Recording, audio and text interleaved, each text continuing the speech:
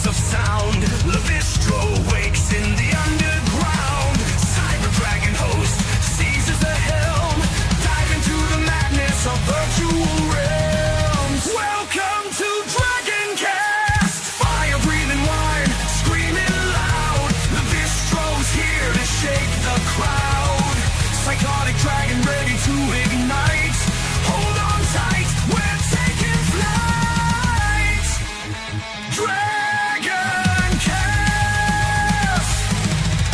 From Gamergate to Goonergate, woke crusaders spew their hate. Lies unfold before our ears. Podcast rage to calm our fears. Reclaim gaming in DragonCast. Fire breathing wine, screaming loud. Lavistro's here to shake the crowd. Psychotic dragon ready to ignite.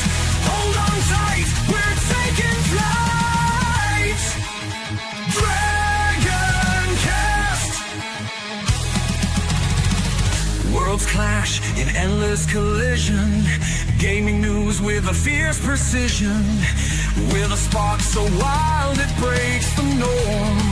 In the tempest's eye, a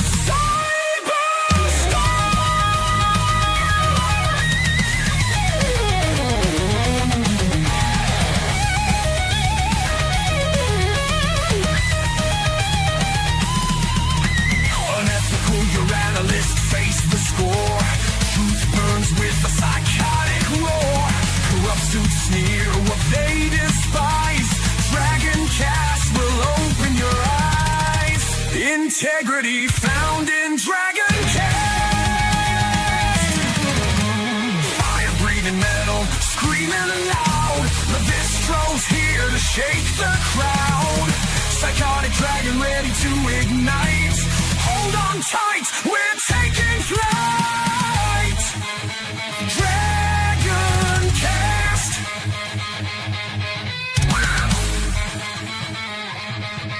DragonCast.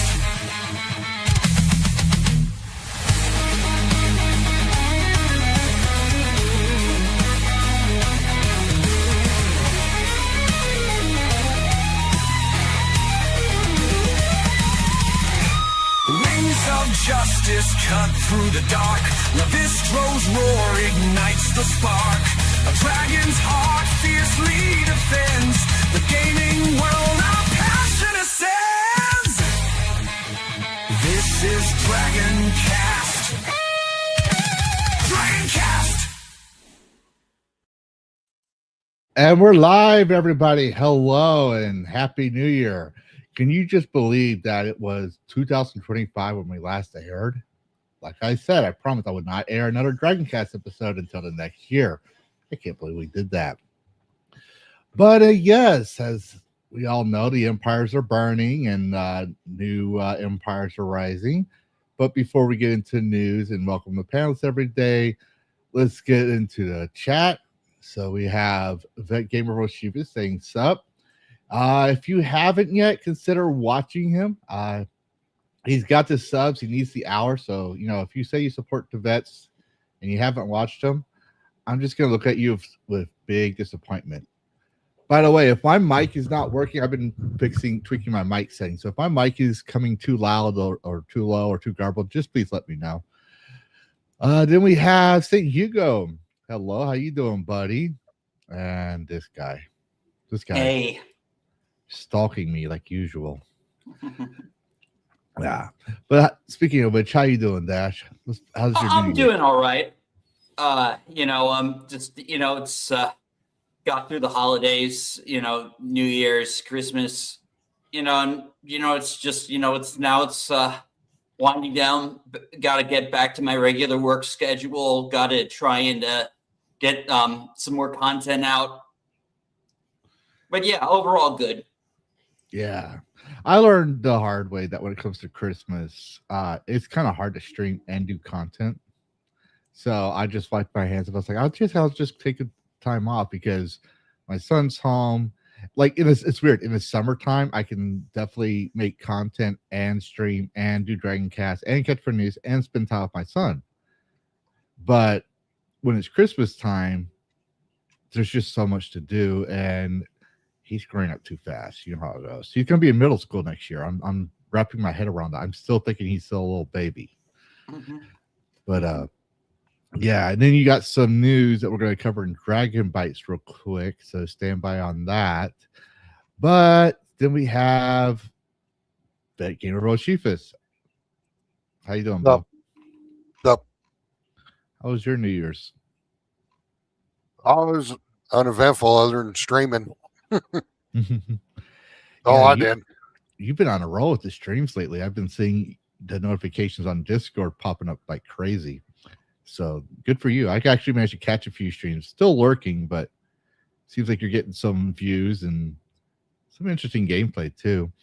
Yes, but unfortunately Karrus won't be here today. You can blame me for that. I forgot to ask his girlfriend for permission if he can spend time with us. Well, so she's mad at me. If she's watching, I'm kidding, obviously. But no, he's still building up his setup, moving into his house, you know, that kind of thing. So he'll probably be with us next year. And we got confirmation. So if you're a fan of Doom, Halo Wars, Quake, Call of Cthulhu, we have one of the game designers and founders of Peterson Games himself coming over. I know him because of Age of Empires 2. It's one of my favorite games as a kid. He's going to be coming next Saturday for the interview. Nice. So we got confirmation on that. Been crazy. He's really busy. So this will be the first time we had an actual game developer, game designer, AAA legend, or as the Doritos would probably call him in the Game Awards, an icon of the gaming industry. Yep, everyone's an icon in the gaming industry. Every game's a 10 out of 10. So, but no, seriously though, he is a very, in my personal view, a very well-respected figure. Like when I emailed him, I didn't just say, "Hey, dude," or "Hey, Sandy," or anything like that. I said, "Hey, hello, sir." Like, I don't think I can just do a first name basis on him. Not because I'm a fanboy or anything. It's just that's just how it is. But before we can go on to Dragon Bites, it is the first stream of the month. And anyone who's watched my channel knows exactly what that means. That means I give out 10 gifties for everybody.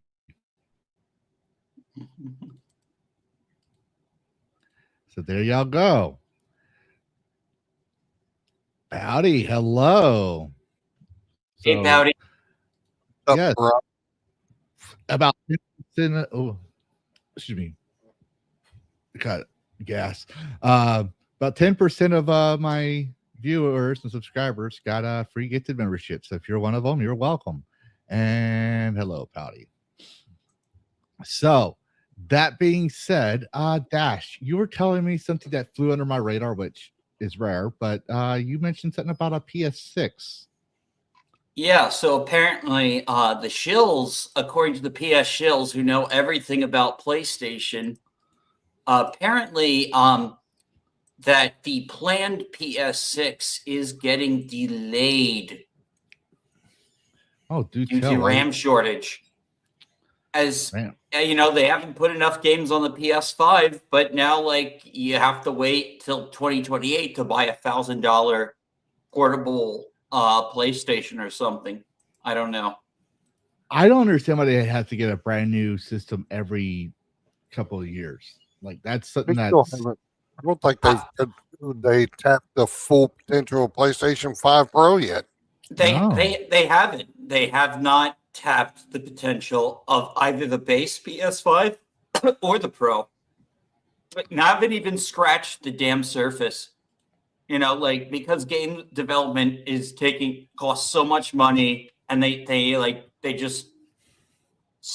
invest so much. Meanwhile, you have all these smaller game studios releasing games at a much faster rate and like raking up all these sales. PlayStation really like only has themselves to blame for only like focusing on like 3 or 4 franchises and expecting that to carry the system.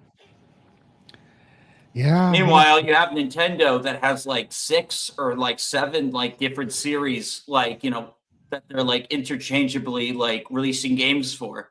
Mm-hmm. Well, you know how it goes. Corporal's gonna corpo. And then Microsoft lost their flagship, Halo. They sold it to Sony PlayStation, I believe. Basically. So, yeah. I never thought I'd see the day that would happen. I used to be an Xbox bro until after Xbox One. Xbox One was probably the peak. I hope PlayStation fires 343 and hires a studio that knows what Halo's about. At least get a director. Oh, I have something. I have a relevant tweet on the screen. Okay, let me see. Oh, I didn't see it pop up. Okay, yeah. Oh, yeah. So this is what we covered this on the Old White Road yesterday. So so Inside Gaming reports that because of the RAM rush, whatever you want to call it, like honestly, like, stick with it. If you have a PS5, just stick with it. Like, use it for physical media, and get your hardware now if you don't have it already. Like, I'm pretty good as far as hardware. I got the Switch 2. I got the base PS5. I have an Xbox One X that can play 360 games. And I got my PC. I'm good as far as game consoles. Yep. And we got some DRAM news that we're going to cover. That we actually forgot to cover last week, Dash. Yeah. So before I forget, because I'm probably going to forget again, because someone informed me about this and I was crazy, going on crazy. But Kage of Chaos was the one that told me about it. This rumor that's coming out for the DRAM market. So, we'll be covering that. And Bo, so as you know, you're a big, as if anyone can't tell, you're a big fan of Conan Exiles. And they came out with an update for the Exiles map. It's a limited time event, and I do believe it's going to be leaving soon. So it's called the Dark Dredges. You want to tell us about it? Well, all they did was they took the dregs, which normally has that big bloated snake thing at the end. And, I'm not going to spoil the story for everybody, but you go in there and you're chasing this dude down and then you confront him in the end. I'm not going to tell you what he's in there for or anything like that, but it's a whole different floor plan when you go in there. It's darker, so you'll need a torch. And it has a lot of traps. A lot. The poison ones aren't so bad if you get out of them quickly, but the explosive traps will get you. I mean, easily. So you got to watch for the traps and jump over them, twist and roll, but you can't jump in the liquid to either side because it's acid that'll kill you. So you got to have some platforming skills to get through it. It's pretty fun. It is fun. You get some nice stuff at the end, and the end boss fight's pretty cool. Yeah, I actually enjoyed it. And did I don't want to spoil it for anybody, but did you see the corpses? Oh yeah. They did some clever fatalities for the corpses in the beginning, the first room. Yeah. I was like, holy shit. It's like, this is one thing I like about Conan Exiles. And another thing I like about Conan Exiles is the map. Like, you can clearly tell they did some map studies on how the earth moves and forms. Like Noob River, If you haven't played the game yet, well, you'll see it when you get in there. Noob River, the source is the dregs itself. It's the sewage drainage. And then you have other areas like the ice from the top of the map melting down to the river, Noob River as well. There's just a lot of detail and thought that went. It wasn't just we're just gonna make this a biome this and we're gonna make that biome that. No, they actually thought about it. The very map itself is entwined with the lore. But for those who want to play Conan Exiles and you're strapped for cash, well, Conan Exiles is 75% off right now. It's live on here, so it's like $10 compared to its original 40. I say it's well worth it. I love the game. I love survival. I like games like this sandbox where you can do the quest if you want, or you can just do whatever you fucking want. And apparently, they're going to make some more announcements this year. They're doing a lot of bug fixes. They released the living settlements, and it was bugged, and they've had a lot of problems over the years with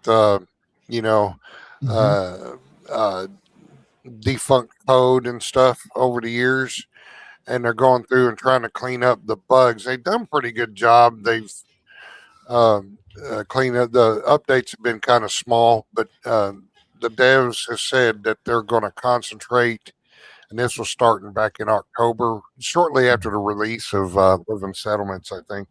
Yeah. Shortly after release, they said they were going to spend the next year concentrating on cleaning up Conan Exiles.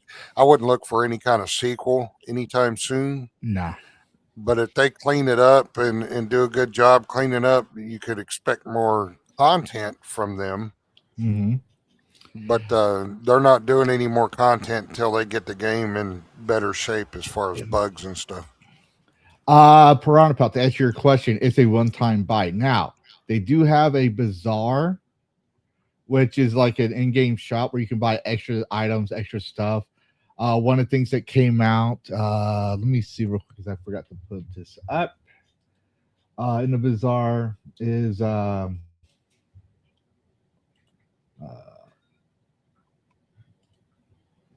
me pull up here. Give me a second. This is courtesy of Valkyria Winter. We have a what I call my gamer reclaimer place where people I stream with talk to me and stuff. And he shared this. This is the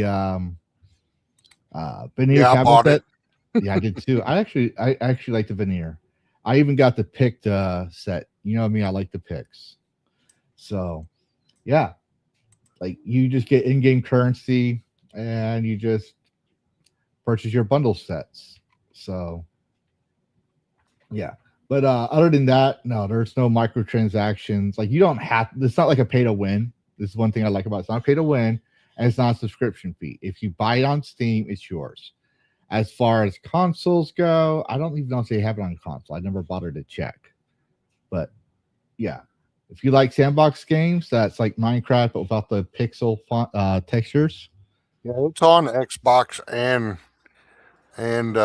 PlayStation, but you can't mix. There's no cross server with consoles and PC. Mm-hmm. And the modding community is pretty decent, I will say. Like there's more options now with the modding community. If you want to have more control over designing your character, I would recommend a Tot mods. I used to use what was the one we used to use, Bo? For the character customization. Well, there's IQOL. Now I'm using that. I figured out a way to use IQOL, the Aquilonian Passion Body and Aquilonian Females. I found out that you load up Aquilonian Females in combination with Passion Body, and that helps a lot with a lot of the clipping and makes it more compatible with some different armor and clothing mods.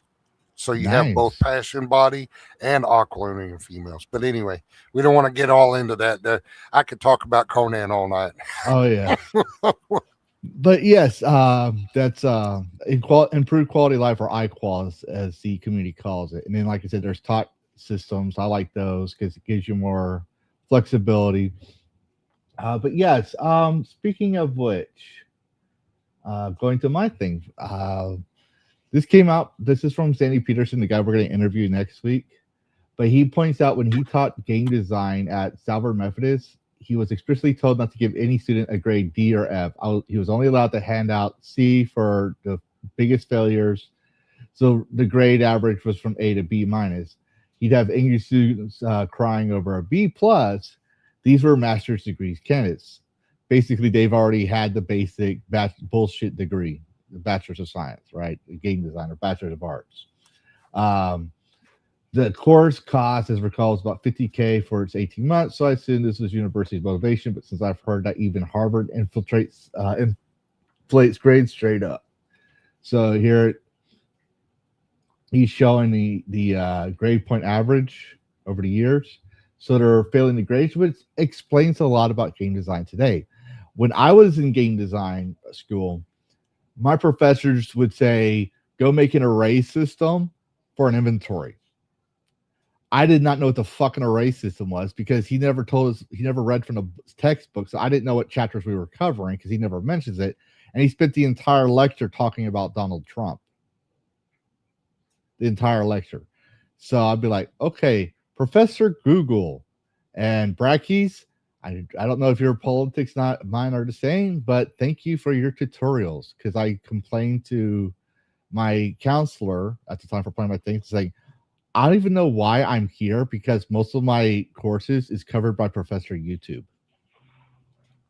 So yeah, but I didn't pick it up. Where's it at? Oh shoot. We got so much to cover. And there we are. There it is. But like I said, that explains the lack of quality in games. Because well, Rome is burning. And Nintendo stock has dropped around 20% this month. Sorry, Dash, but it's true. I don't make the rules. I don't influence it. It's fine. It's funny that this happens like the day before the new president got sworn in on the 1st of January. Wait. Are you saying that the investors are sexist and misogynistic?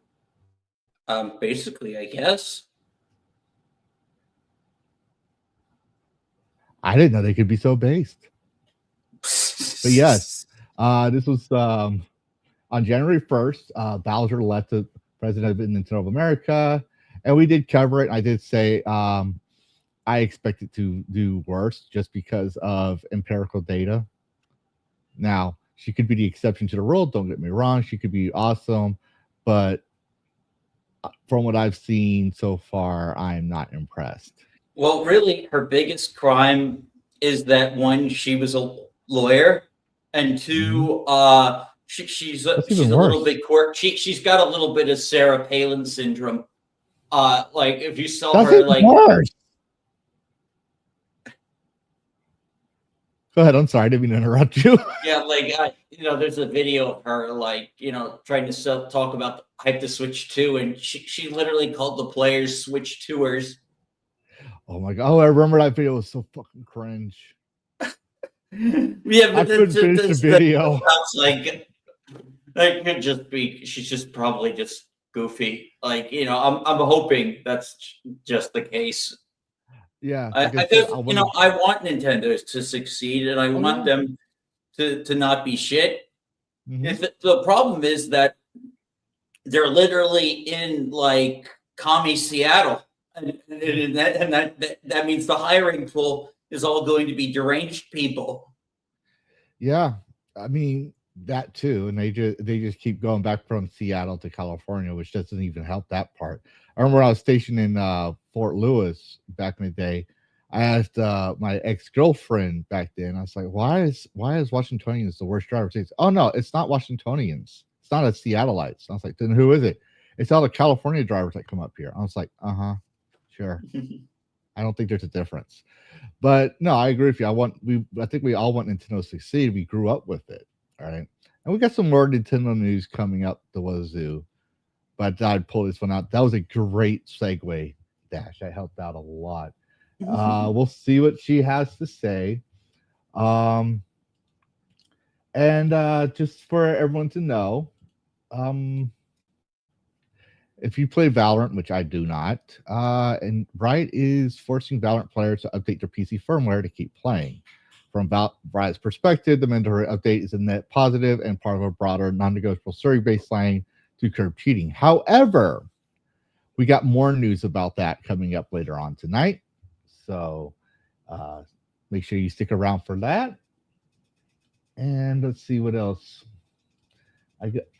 Oh, yes. As you can see real quick, because I forgot to put this out. As you can see real quick, there's a poll where I asked if old games should be a staple for better gameplay. And I'll change the poll later on and announce the winners. But so far, it says 100% from 4 votes. But Tomohiro Nishiguro, the father of Space Invaders, my mom's favorite game, by the way, told Nintendo Life in an interview, younger people who want to make games should play really old games. In fact, when I was in game design, they made us play an Atari game on an emulator website and critique it for Game Design 101. That's the one where I learned of Custer's Revenge, and my professor thought I'd write about sexism and racism and all that stuff because of being half Native American. She goes, "Yeah, you should totally cover Custer's Revenge and give your thoughts on it." My reaction was, when I played the game, I was like, "Oh my god, my professor is making me play a porn game for a college paper." That was my shock. So I did what a good soldier does. A good soldier follows orders. I wrote about the mechanics, the pixels, all that stuff. Just like a fair critique review, nothing else. She got so pissed off at me. And she's hated me ever since until I dropped out of college. Yeah, that's how it works. But yes, so feel free to give your own thoughts on that as well, because we got quite a few coverage. Okay, forgot to cover that. Who likes Nier Automata and 2B? Me? I just never have finished the game yet. Yeah, I never beat it, but casual fan. Yeah. Are you a big fan of Evangelion? No. You're not? I don't like Evangelion. I think it's overrated. Yoko Taro stated that it's not an original story, but pretty much a retelling of Neon Genesis Evangelion. He said he was most inspired by Hideka's, I'm butchering these Japanese names, work, and that the game story has little originality, so it does not deserve much praise. Now, I haven't played 2B, but y'all two said y'all have. Do y'all agree with that? I don't know. Like I said, I haven't ever finished the game, but I think it's a good game. But it's just not one that keeps my attention as long as other games do. What do you think, Dash? I think it's a solid game. It's a solid, like, action RPG. Mm-hmm. He's a hottie. Mm-hmm. Speaking of hotties and sales and fire sales, I got introduced to Starship Troopers with Karrus' crew. I love the game. It's fucking awesome. But you have 2 days to get Starship Troopers Extermination at 67% off. It's like Helldivers meets like an RTS game. I'm trying to think of an RTS. You do build bases and stuff, but it's mostly Helldivers gameplay. And they literally pull a lot of stuff from the movie, which also the movie is free on YouTube, so you can watch it for if you like Starship Troopers or have never seen it. I just figured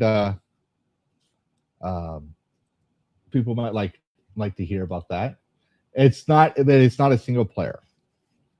So like this one guy says, no offload, no buy. Well, it's not a single player. It's mostly multiplayer. You can play the tutorial. That's about it. So, and then we have a longtime industry professional leaving Bandai. I'm just zipping through these real quick. But Ikaro Harada, producer and director of Tekken, has left Bandai Namco after 30 years of working on the franchise. Is now the leading development on Tekken alongside Michael Murray. So there's something to keep an eye out for. And I just like to twist that knife when it comes to AAA, probably more than Karrus does, even though Karrus covers more indie. But so Arc Raiders has kept 91% of its player base months after release, while Battlefield 6 has lost 85%. Interesting. What went right? I haven't played the game. I can't play Battlefield 6 without going into flashbacks, so I don't play them. Trust me, I actually tried to play Call of Duty Modern Warfare 2. I bought it and tried to play it again, and I couldn't. Let's just put it that way. But they both have AI in the game, right? So you can't, because Battlefield 6 used AI. So what went right? What went wrong? That's just for everyone else to find out. Unless y'all want to mention what y'all's thoughts were. I think Arc Raiders, I played it for a little while, and all it did was just irritate the crap out of me. So I don't care for it. But that doesn't mean all those other people don't care for it. It's doing well, and I think it's because they left. There's really no political messaging in the game. Mm-hmm. Indeedy.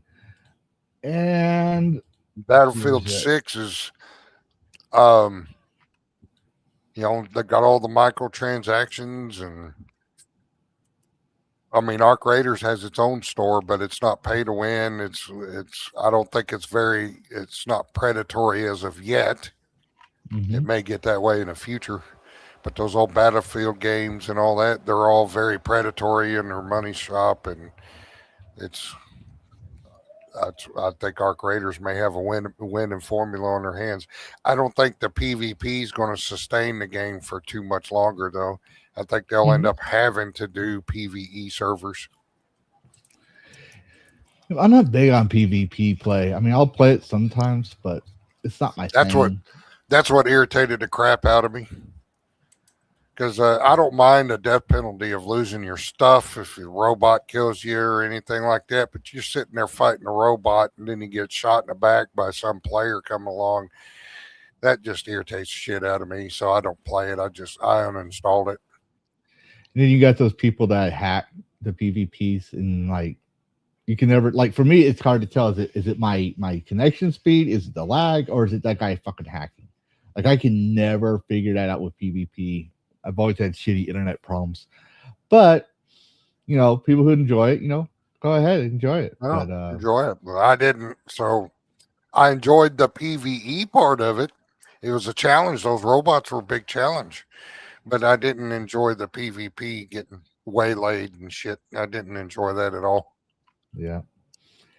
Then I'm going to start. I actually do not have a whole bunch of these, but here's another one we're going to cover here. I just wanted to keep this tweet in here because I thought it was based. So McCall, I'm not going to pronounce that last name.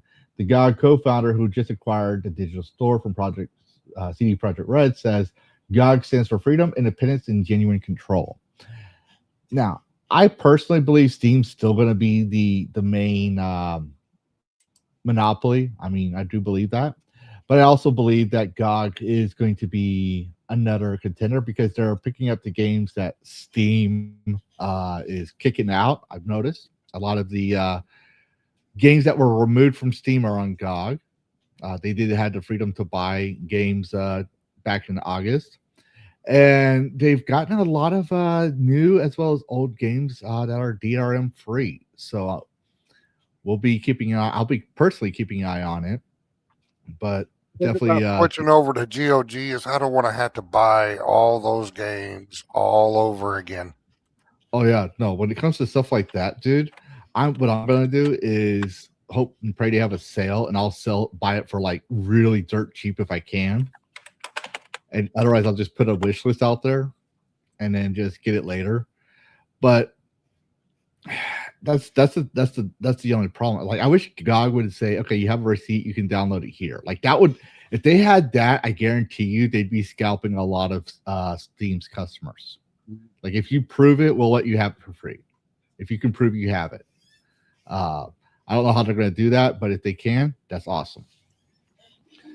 But yeah, so I just thought that was, I hope this is not lip service, like an Emperor Palpatine type bullshit. I hope this is more like honest and transparent.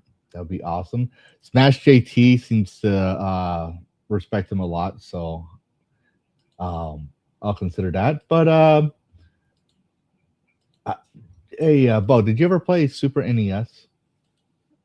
I never had Super NES. My first video game, my first thing after the Atari was the original Nintendo, and then from there I went to PlayStation 1. What about you, Dash? About what? PlayStation 1. Super Nintendo. Oh, what's my favorite Super Nintendo game? Super Metroid. Have you ever played Super Nintendo? I games? played on Virtual Console, and I played mini Super Nintendo. So yeah, you're gonna love this, because Nintendo will only get you if you don't have the original copy, right? Like, so like the emulators, you can play the emulators all day, but if it's a licensed game for Nintendo, you could probably run the risk of getting in trouble if you try streaming them, unless you have the original copy or something, right? Well, I got news. You can play your old SNES games now. So Nintendo's SNES cartridge, you get a USB-C adapter for playing, backing up, and validation. The $59 SN operator SNES to PC device supports Windows, Mac OS, and Linux, and ships in April. So, and Nintendo's allowing this? Apparently, because they're advertising and everything else. I'm going to personally wait. So I guess as long as you had the original. I'm personally going to wait for the N64 thing from Mod Retro. Yeah, I'm going to wait for that too. But there's just something about SNES games I really, really love. And I never got to play with a whole bunch of them. Like, really loved Super Nintendo games. Would be good is if they promote this and then they release translations of the Japanese Fire Emblem games on Super Nintendo.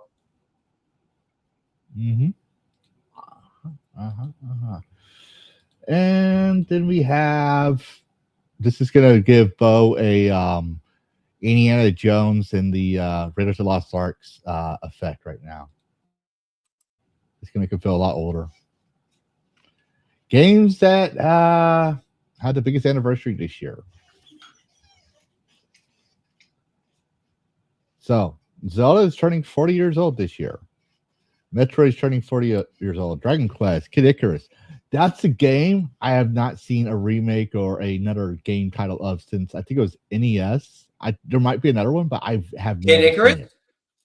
Yeah, there was the last Kid Icarus game was on 3DS with Kid Icarus Uprising. It's the third Kid Icarus game, and it was a looter rail shooter.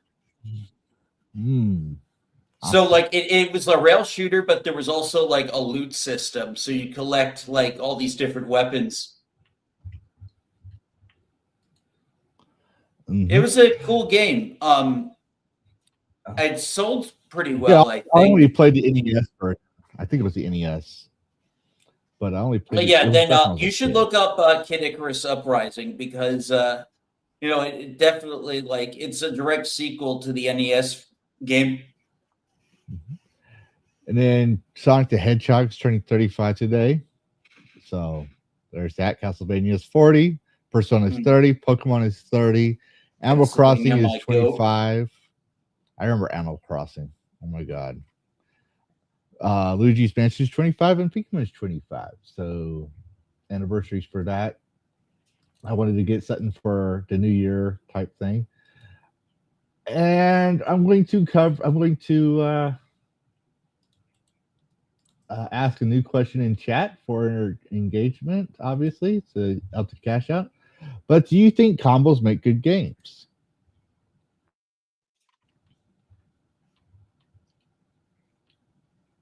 This is from Grooms. Do combos make for the best gameplay? He says, I have nothing against them, but feel they do feel canned, and it will be interesting systems that let players feel smart for creating their own combos.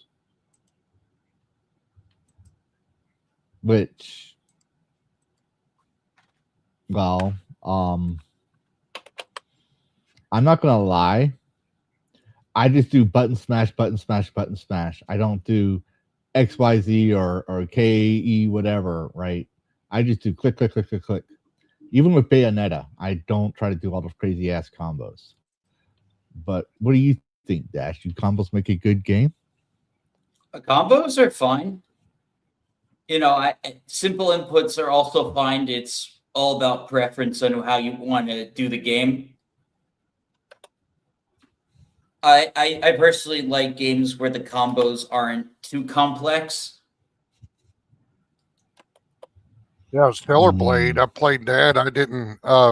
You could do very complex maneuvers with it, but I played the game, with just a few moves. I didn't learn how to do every single move.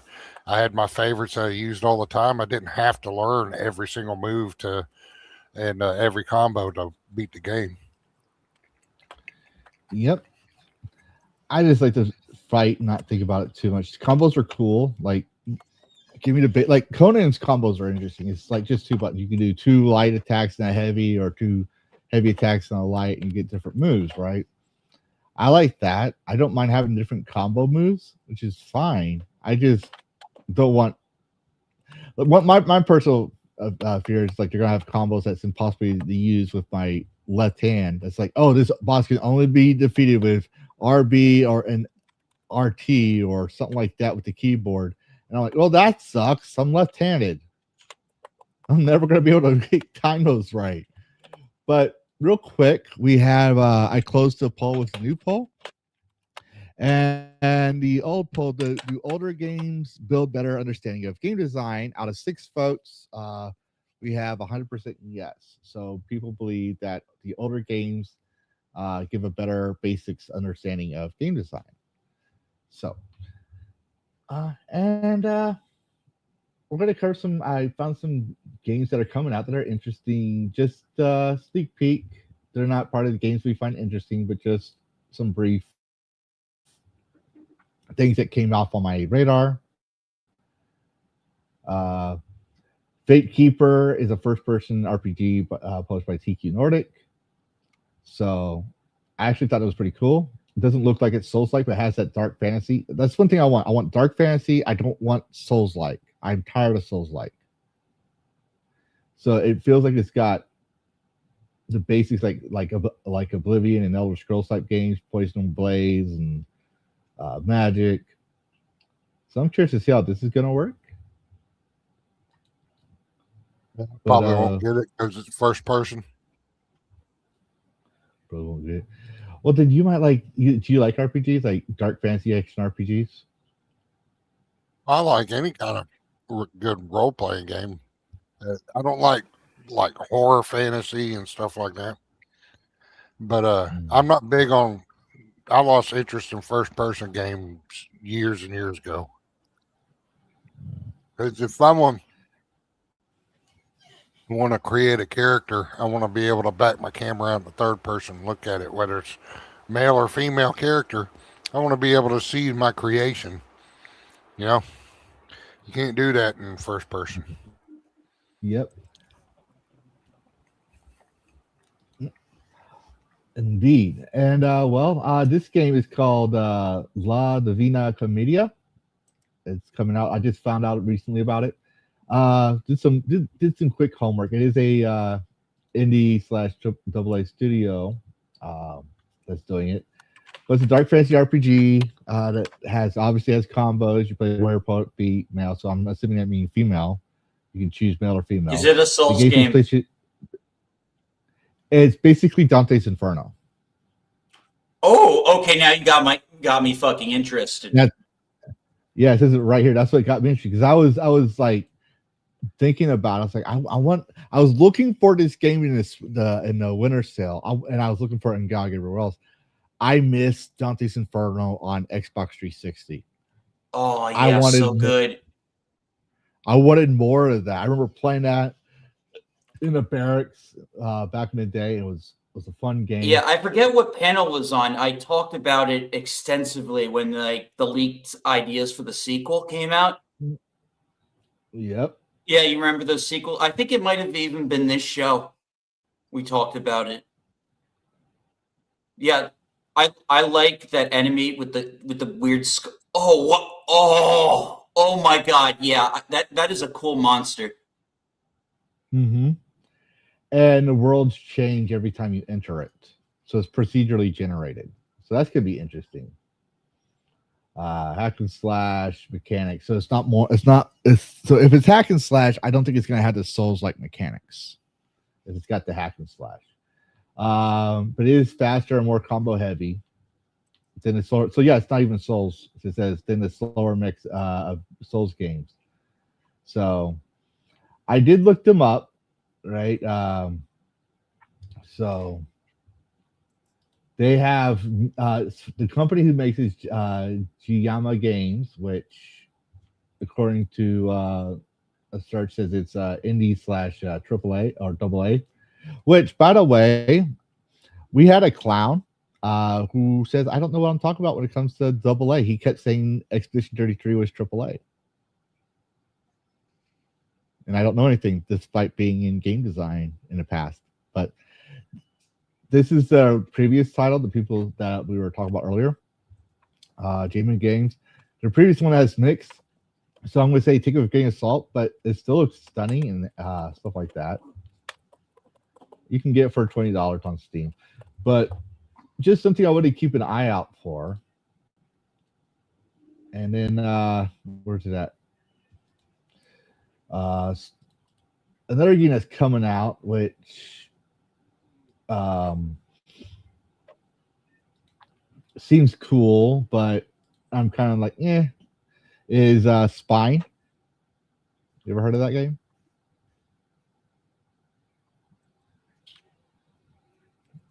Fine. No one heard of that game? Yeah. Okay. Trying to think of what it's about. It's going to have hot babes in it, zombie survival type stuff, I think. Yeah. Right? Yeah. Yeah. So you got your 5% of the screen right there that you can stare at. Yeah. But when I looked at it says cinematic gameplay. But I did like the fact that it's heavily inspired by John Wick. Like a John Wick game would probably be cool. Like they call it gun fu mechanics, which I'm like, okay, yeah, cool, all right.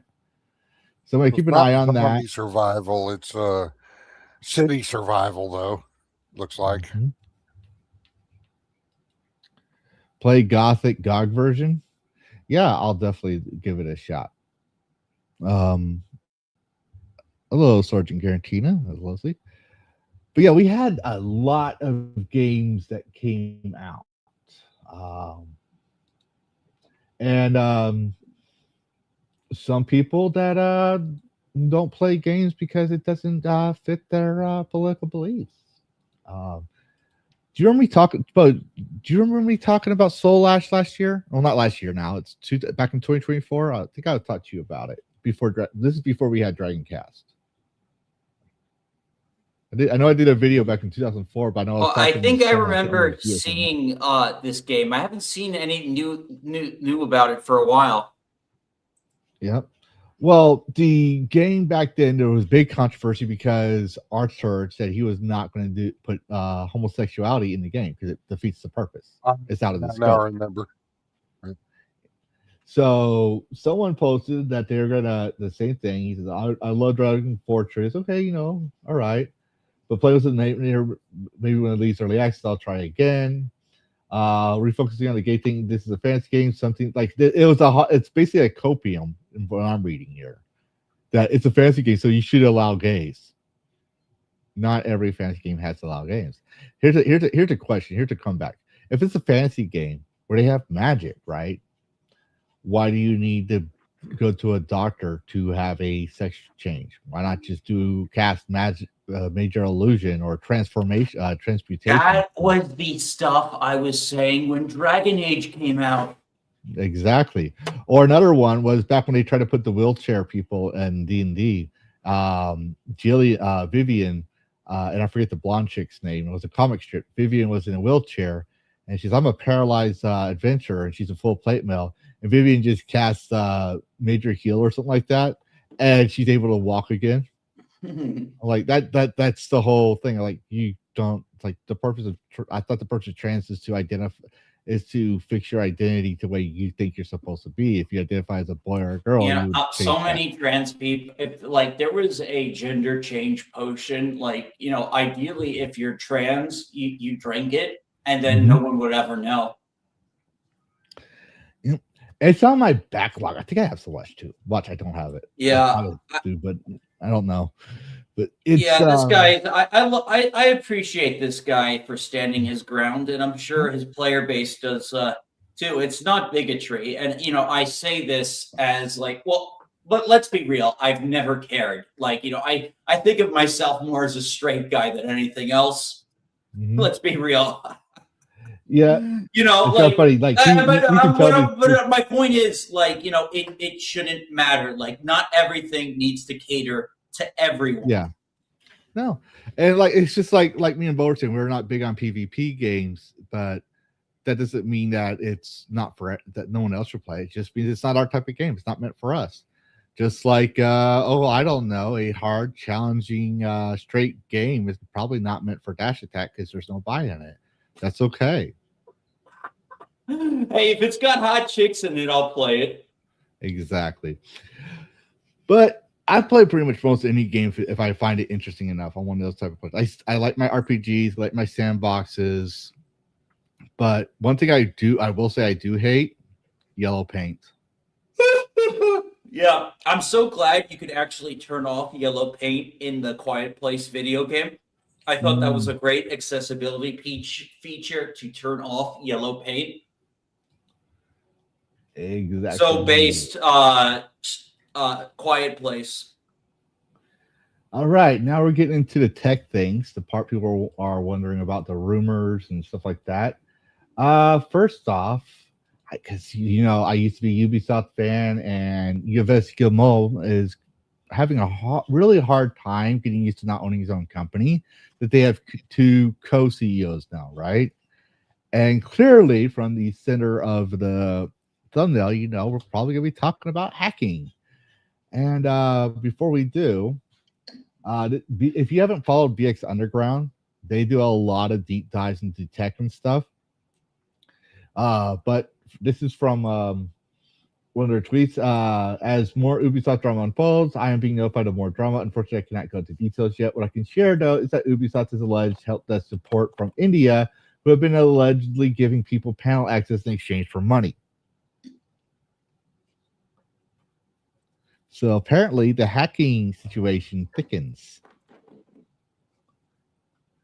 So there is more to come. So yeah. And this guy, a lot of the stuff I find that VX Underground finds, I don't know if it's a guy, I'm just assuming it is.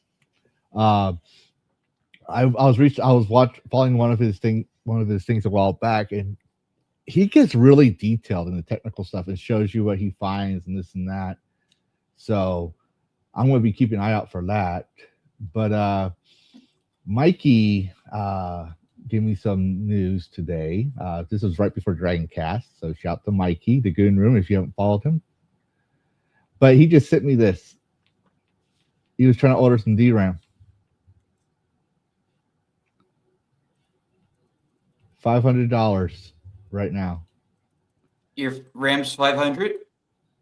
No, the RAM he was ordering was almost $500. Damn. Right? And it's going to get worse because I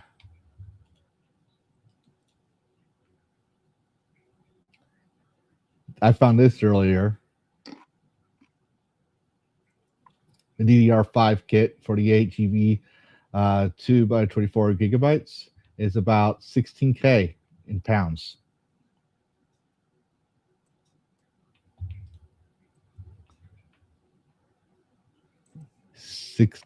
That's how much I paid for my car. If it's in USD. Like I don't buy brand new because it appreciates in value, so I'll get used. I don't think it's going to go up that much. No, they said they're going to go up to 5K USD.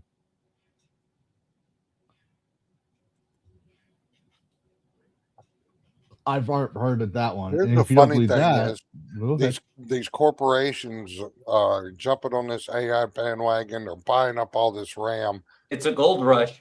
But they're not going to have anybody to utilize it because we won't have PCs if something breaks down or something like that.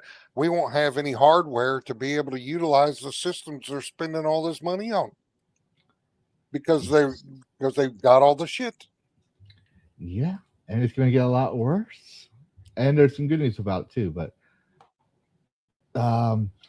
so first off, the 5090 is for the RTX about $4,000 or pushing toward it. It's about $2,500 to $3,000 right now. But you got the shipping and handling, right? But that's not a typo. There's another one here for 3,000, 3,400, 3.5K. Yeah. So yeah, that's going to be a problem. And part of that is because of AI. Like, yeah, I did say that I will still consider playing a game that has AI in it. I'm not like panicking about AI. I prefer the human element. But the fact that they're putting AI everywhere just shows how lazy you're going to be. Like, really. That's so if you want to do your PC build, you better do it now, or you better find a affordable way to build it. I'm going to be stuck with my PC for a while. Mm-hmm. But I just have to be happy with a 4090. Yeah, maybe it'll last until it's time for me to pass on from the earth. Yeah, because Riot Games is making an anti-cheat change that could be rough on older PCs. So if you're wanting to buy a brand new Riot game in the future, keep in mind that keep in mind that I'll get it in a moment. But keep in mind that Riot Games will be rougher on your older PCs, especially if it has an anti-cheat. BIOS checks will only affect limited subset of Valorant players for right now. As you can see, that's the Valorant cheat detected thing. At this point, the most competitive online multiplayer. Actually, let's do that thing because that's bright shiny color thing is bright shiny color. So fuck. $20. What do I have for $20? Oh, yeah. He's a streamer, right? This is for him. Dragon Senpai, notice me. Notice my super chat. Super chat buys you a beer. Buy Dragon like something nice. Yes, it's worth the price. Dragon Senpai, are you looking? I must break your brain. Super chat amount drives you insane. Hee hee, did I break it yet? Dragon Senpai, say you will for me. Show my name on screen. Say my thoughts on stream. Woo, woo, woo, woo. I need attention, Dragon Senpai. Show my name on screen. Say my thoughts on stream. Doki doki heartbeat too. Dragon Senpai notices you. Dragon Senpai notices you. To be fair, I was gonna do the skeleton one, but since it's Karrus and he's not here, I figured he deserved that. He said he was gonna make me a fix that version, but he never did. So, anyways, Karrus says time to go back to DDR2/3. Bring on the GTS 450. Ooh, yeah. And then St. Hugo also says AI is a mighty tool the normal person not supposed to have access anymore, hence those prices. Yeah, I stay neutral because I don't believe AI should be for everything. Even though I use it. Karrus says I can't pay $400 for a Win 7 era gaming PC. Guess which way I'm going. Yeah, I'm going ND2, retro, stuff like that. And hello, Lord Dragno. He regrets nothing he says.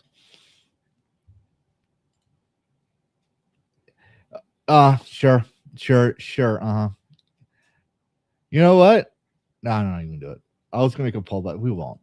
But anyway, so basically, Riot is making this kernel level NTG software. There's a long lines of checks systems, and they're. I'm not gonna read this whole thing, but I just want to point out that their newer PCs are getting patched, overseas might not, but they're going to be if you play a Riot game that has an anti-cheat system, it's going to cause a toll on your PC. So yeah, that's why I don't want to play Riot games anymore. I used to love Riot games, but you know. Well, I'm definitely going to be getting the console version of 2KXO though, because you know, one of my subscribers, Michael, is very excited for the console version of that game. Mm-hmm. And so I won't have to worry about the cheat stuff since, you know, it's run through Sony. You know, you just made me think of something. I literally just saw that. You know how people are saying with consoles going the way they are, people are going to start moving back to PCs. I'm wondering, with the rise of gaming PCs being more expensive, if consoles will make a comeback. Yeah, I people shouldn't have written consoles off to begin with. That was just kind of like a fanboy like thing. Yeah, PC has benefits, but consoles have benefits too. I like the best of both worlds. You know, I like my portable games, I like my console games, and I like my PC games. But yeah, I'm beginning to think that maybe consoles might be making a comeback, in which Microsoft is going to start crying like a little bitch because they said we're not going to do consoles no more. But at least Steam's starting to notice that trend because they made the handheld, but now they're making the GameCube. The GameCube. Yeah, that's the official name. If they do not call it the GameCube, that's a missed opportunity right there. They could get away with it. Like Nintendo can't even say we're suing you because it sounds close to the GameCube. No, the founder's name is Gabe. It's called the GameCube. Not the Steam box or anything like that. Call it the GameCube. Hey, Sonia has a Discord, right?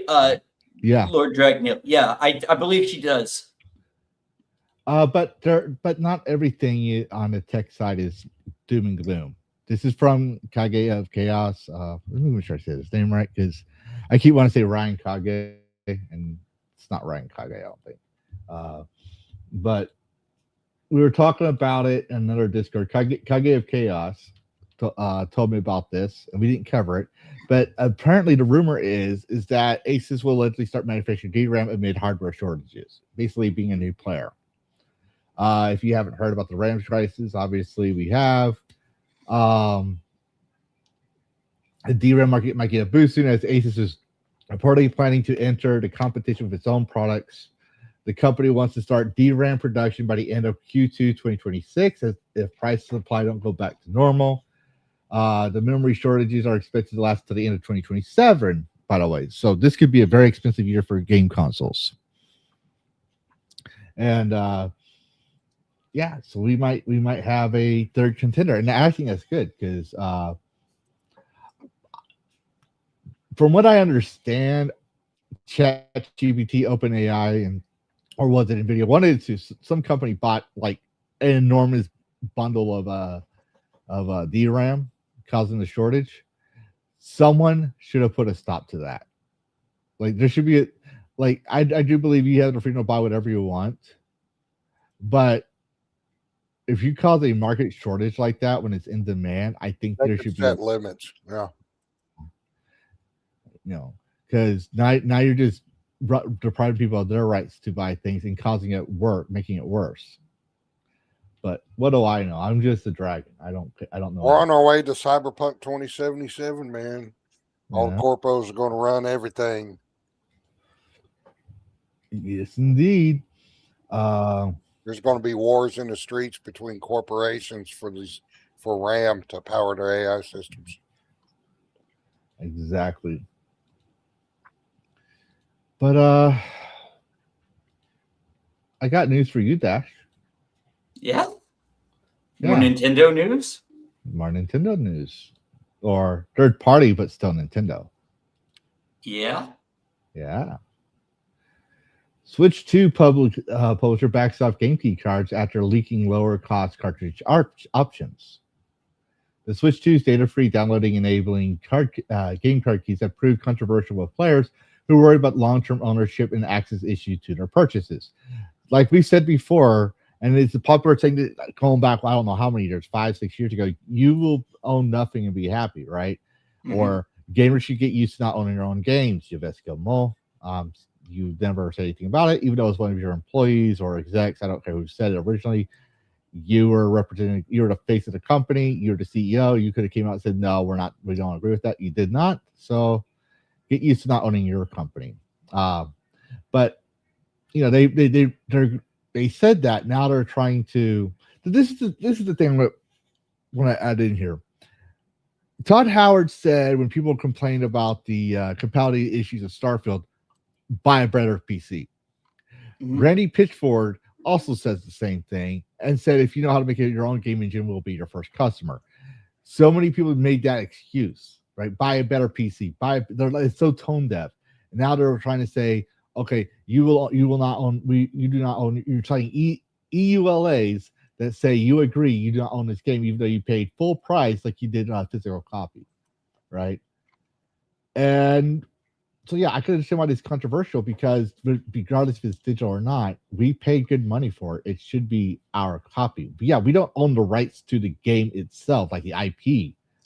Just because I bought Legend of Zelda does not mean that I own Legend of Zelda the IP. I own my copy of the game to do whatever as I wish. If I want to mod it, if I want to play it, if I just want to put it on a shelf, it's mine, right? But I digress. Anyways, now at least one publisher has publicly suggested that Nintendo is offering cheaper Switch 2 cartridge options with smaller storage capabilities, lowering production costs in a way that could make full cartridge releases more viable for many games on the console.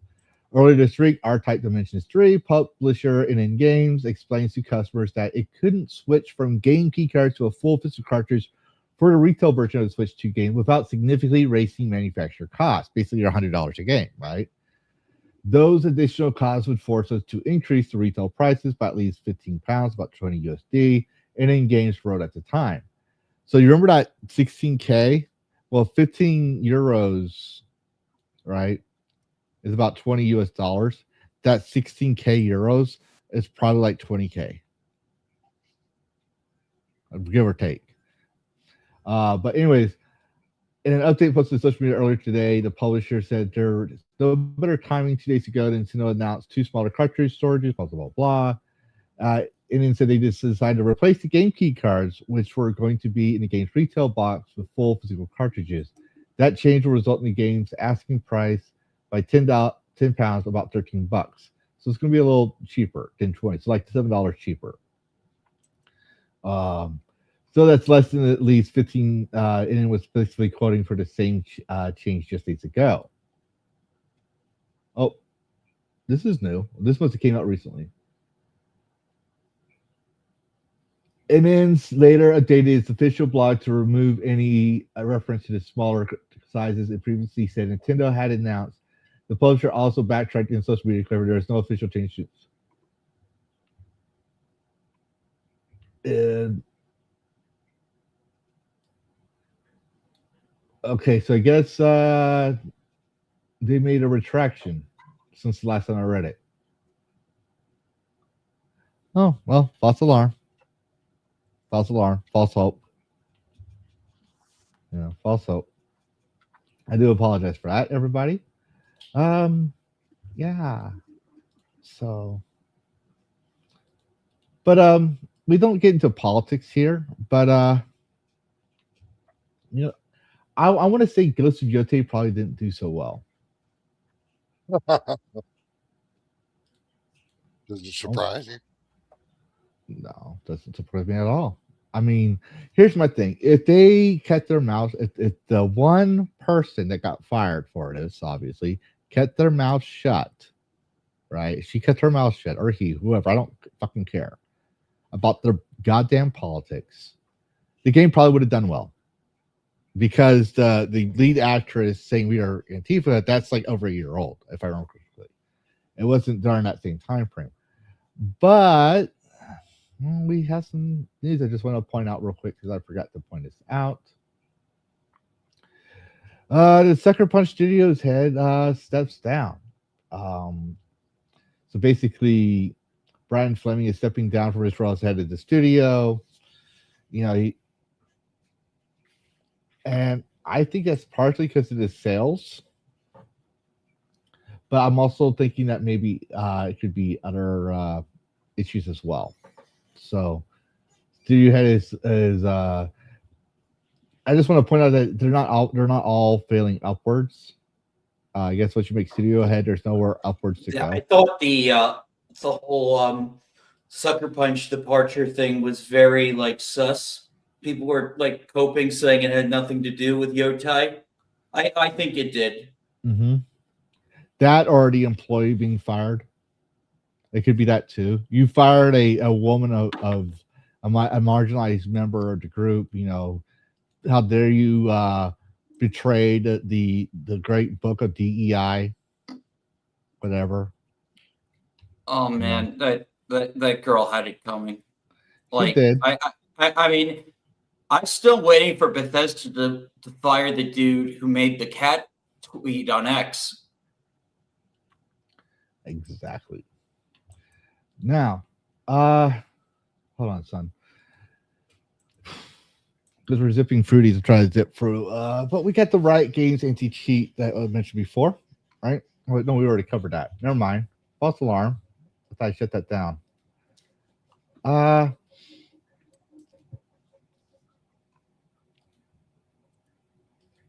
I'll cover this, however. How's this?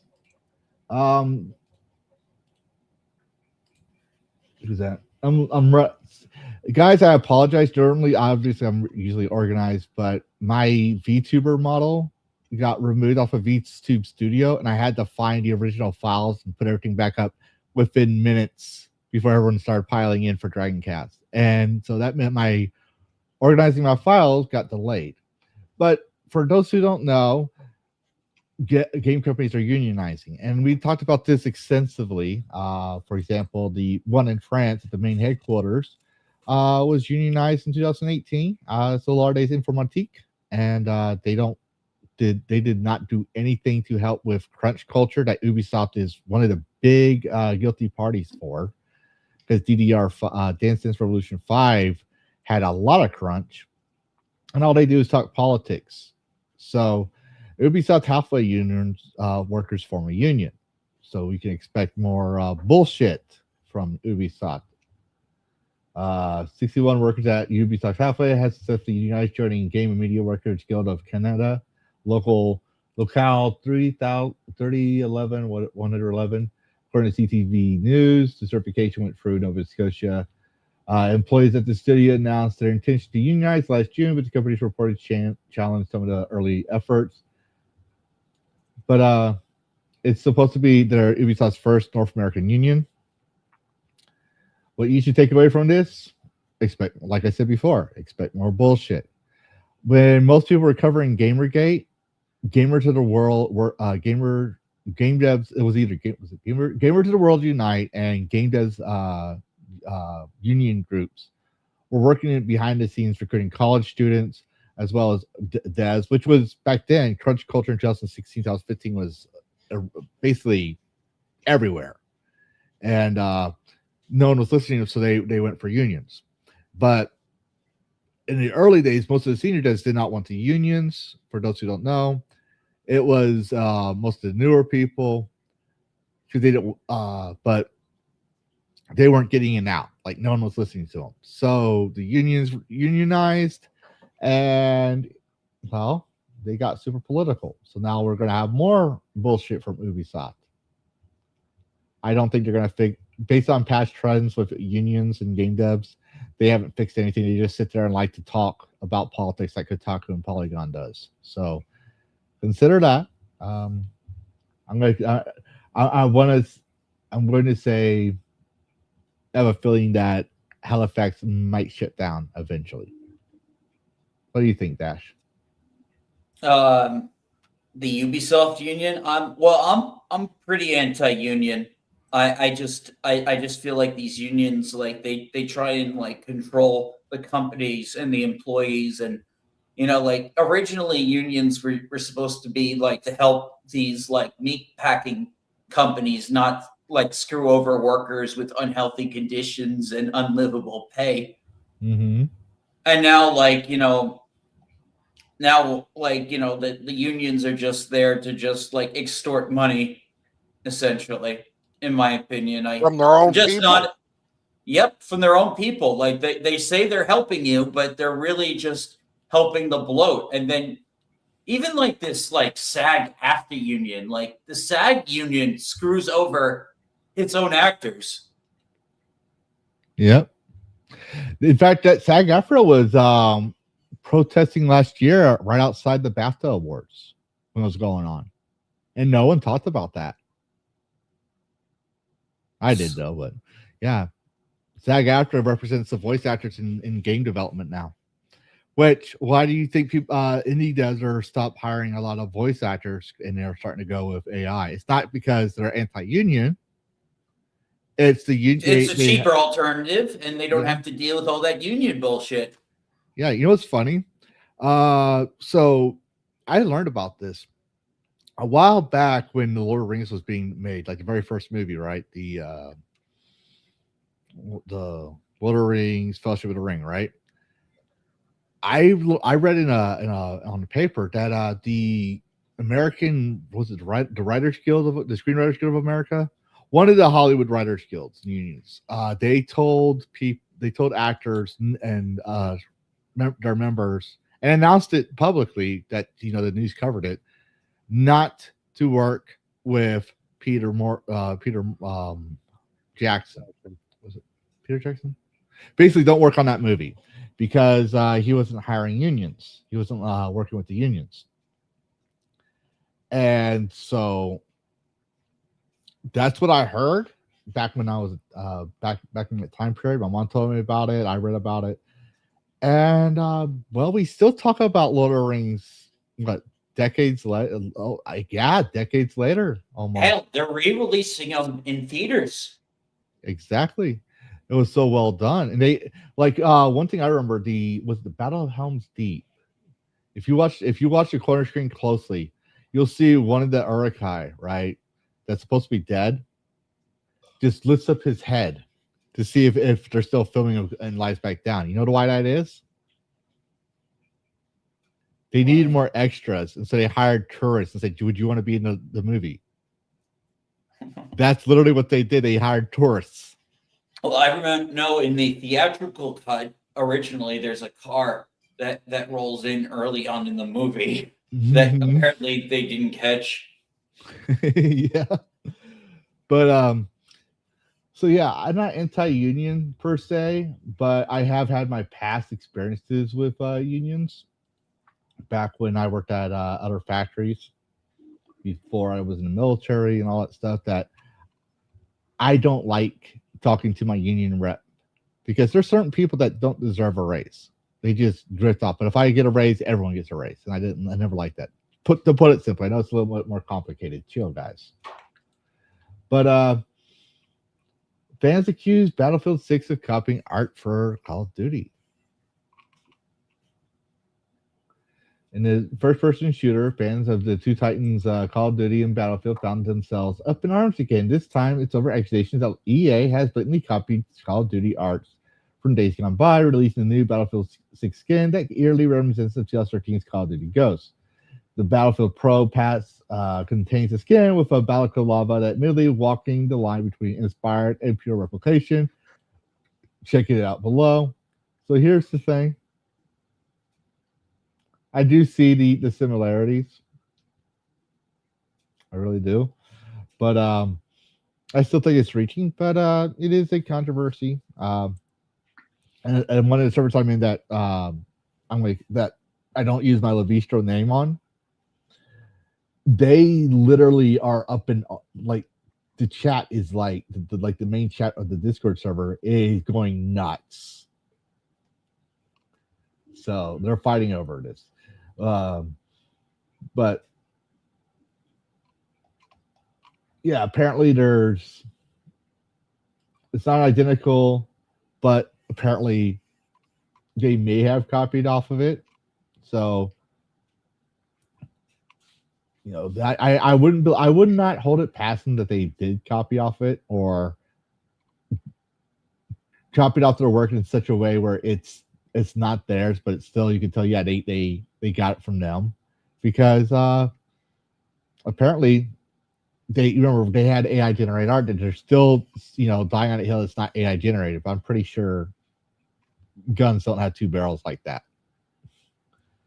But so yeah, we're getting more of that. I was gonna mention the remaster rumor. If we have time, we'll talk about it because KCD apparently is getting a remaster. I think it doesn't need one. But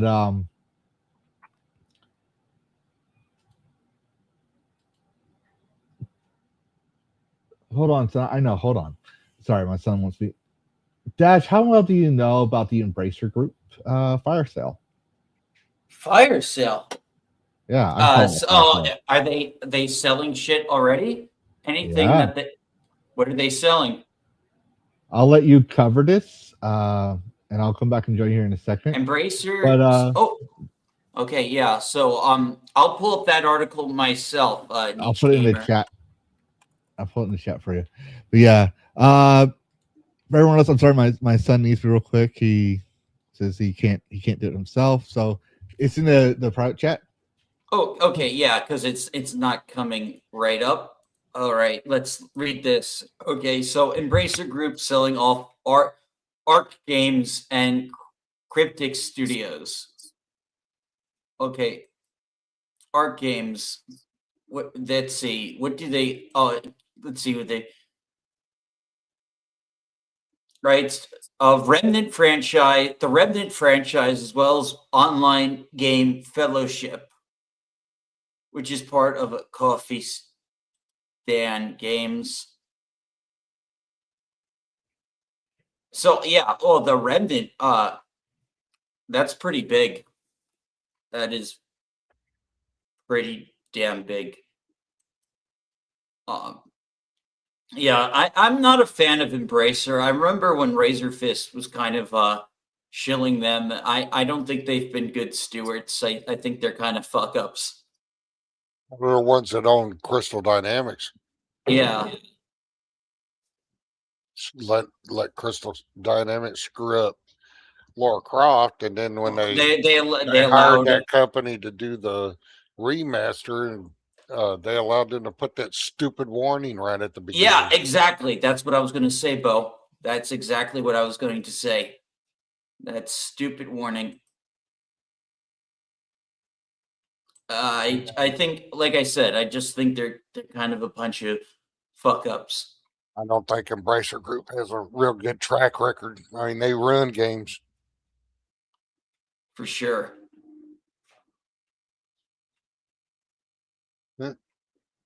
Yeah. Oh my God. No way. This is going to be censored to hell. What is? Oh, I gotta ask Lavistro if I'm allowed to cover this, because it is a little bit spicy. It is a little bit spicy. Have you ever heard of rants? Is it more spicy than Rebecca the Shemite? Maybe. So, there's a series of adult Japanese games called Rants where you play as this narcissistic wannabe hero who ends up like raping a lot of women. And apparently those games, like it's a long series that's been going on for years. Apparently they're getting Steam ports. I'm like, how censored is this going to be? Yeah, I just got back. Oh yeah, so I found a story on Niche Gamer that Steam is apparently getting the rants games. Okay, I forgot to remove. I'm sorry, but apparently the cat got stuck in this tree, A cat got stuck in a tree. our Christmas tree. Oh wow! Superman come and save him. Yeah, I can see why he's like, I can't do it, and the cat's not meowing because she wants to be up there, obviously. Aw, cute. But this is the first time since we set up the tree, the cat jumped on that tree. We had to get a brand new tree because it totaled the old tree last year. And what I did was, well, when the cat was on a tree and the tree was falling while we were decorating it, I grabbed it, but let it, air quotes here, fall, so the cat would learn not to be on the tree, and it worked. I mean, clearly the cat wasn't hurt. You know, she jumped on the floor of the table, which was right next to the tree, and then the floor, but she never tried it again. But this time she's like, I'm going to climb it because there's no gifts under the tree. We keep the tree up until January 6th to celebrate the 12 days of Christmas. But yeah. So go ahead. Yeah, so rants. This is a very, very adult game full of grape with a like almost like a villain protagonist, almost like he's this asshole like guy who's like, you know, who forces himself onto girls. It's a long running like adult Japanese visual novel series. And apparently it's finally coming to Steam. Like a bunch of the games, like, you know, like this has been going on since the 90s, I think. So it's a very infamous adult series game. I never heard about mostly for the comedy grape. Yeah, I never heard about this, but I got a question.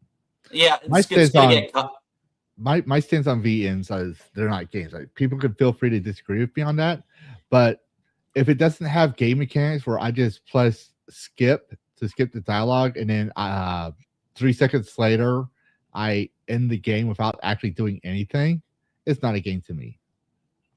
But does this actually have mechanics? Well, let's see. There's a trailer.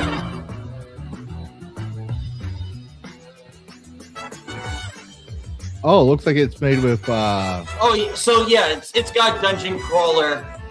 Awesome, then. Yeah, I like villain protagonist games. I might have to try to give it a shot. I probably won't be able to stream it though.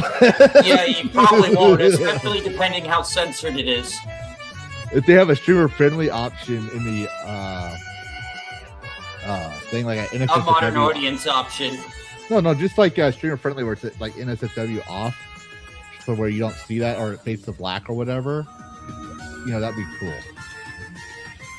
Yeah, so like I've seen this guy in a lot of like dark memes just because of how infamous the character is for comedy graping like the women. No, I always expected Japanese to cross the line. They've been crossing the line since 1942. Yeah, they always This is a very like off kilter series from what I understand, and which is why I'm very surprised that it's even getting a Steam release because of just how problematic it is. I wonder if Gabe is like, at the end of the day, Steam's a corporation and Gabe is a human. You know, obviously they'll make mistakes. Obviously they'll bend the knee in some cases, whatever. But Gabe has always come back from every attack on Steam. So I'm wondering if he's testing the water, see if he can, you know, let things back on again. I'm curious. Oh, I wonder, and I guess this would be a great way to test it, like especially since I don't know like how old some of those characters are. Yeah. If not, then I would expect maybe rants to be on GOG, because GOG's thing is anything goes as long as it's legal. Oh, yeah, GOG version of rants. Well, the games are on Manga Gamer, which is a very like raunchy site. If you know, a lot of like hardcore shit, I'm probably not particularly into, but Uh-huh. yeah, but you know, I've known of it. So like the games have been available and localized from there, but I guess now they're coming like to a bigger, more mainstream storefront. Yeah. It's pretty I don't know. I just think this is very surprising, and it's already got me thinking of censorship. Exactly. But you know what's also coming on Steam? What? Grand Blue Fantasy. Yeah, boy. I'm excited. Me too. It's like I have to squeeze this in because I'm excited about it. But Side Games has announced a Steam release for Grand Blue Fantasy, bringing more accessible native English version to the game overseas to players. The new Steam and English release for Grand Blue Fantasy is coming west earlier next year. So this was back December 28th. So it's still new from the week. On March 10th, 2026. So we gotta wait till March. Damn. Yeah. But I do believe I haven't checked, but I do believe it might be already on a wish list option for Steam. So, I'm pretty sure it's got a page up already. I'm pretty sure it's going to be free to play though. But yeah, this is definitely going to be looking forward to this because, like, you know, it's amazing it never got translated to English like before then, even as some of the spin-off games like Relink and Versus have. Yep. Funny thing, this was the last game I played before my son was born. You played the Japanese version? Yeah. I didn't understand a word it said, but I played the Japanese version. Oh man, it was fun. But no, like I like after my son was, I had Fallout 4, which came out that same year, I believe, as well. But mainly I was playing Skyrim and older games, partially because Gamergate happened and a lot of things were changing, and I was afraid to play new games. And then after my son was born, my first new game was Phasmophobia. So yeah, I was playing old games for like 5 years. Yeah, so I'm excited for this. I want to finally understand what the story is supposed to be. So, but you know what would be cool if it also shows up on GOG. So the big story now, before we go into 007, McCall I cannot say. I'm not gonna try. Co-founder of CD Projekt Red and one of the major shareholders, has acquired 100% of the shares in GOG, formerly part of the CD Projekt Red group. GOG is the leading DRM-free games digital distribution platform that makes games live forever. So, from what I understand, I just put an account recently on GOG because I saw it as another Steam copycat. I didn't really look into it too much back then until the collective shout Council of Karen bullshit and payment processors. Then they brought a lot of games that I haven't played yet and probably won't play, but I support games because games are art, even if I disagree with it. Like, I actually supported Subverse when it got banned from Patreon, or when the Studio File got banned off Patreon.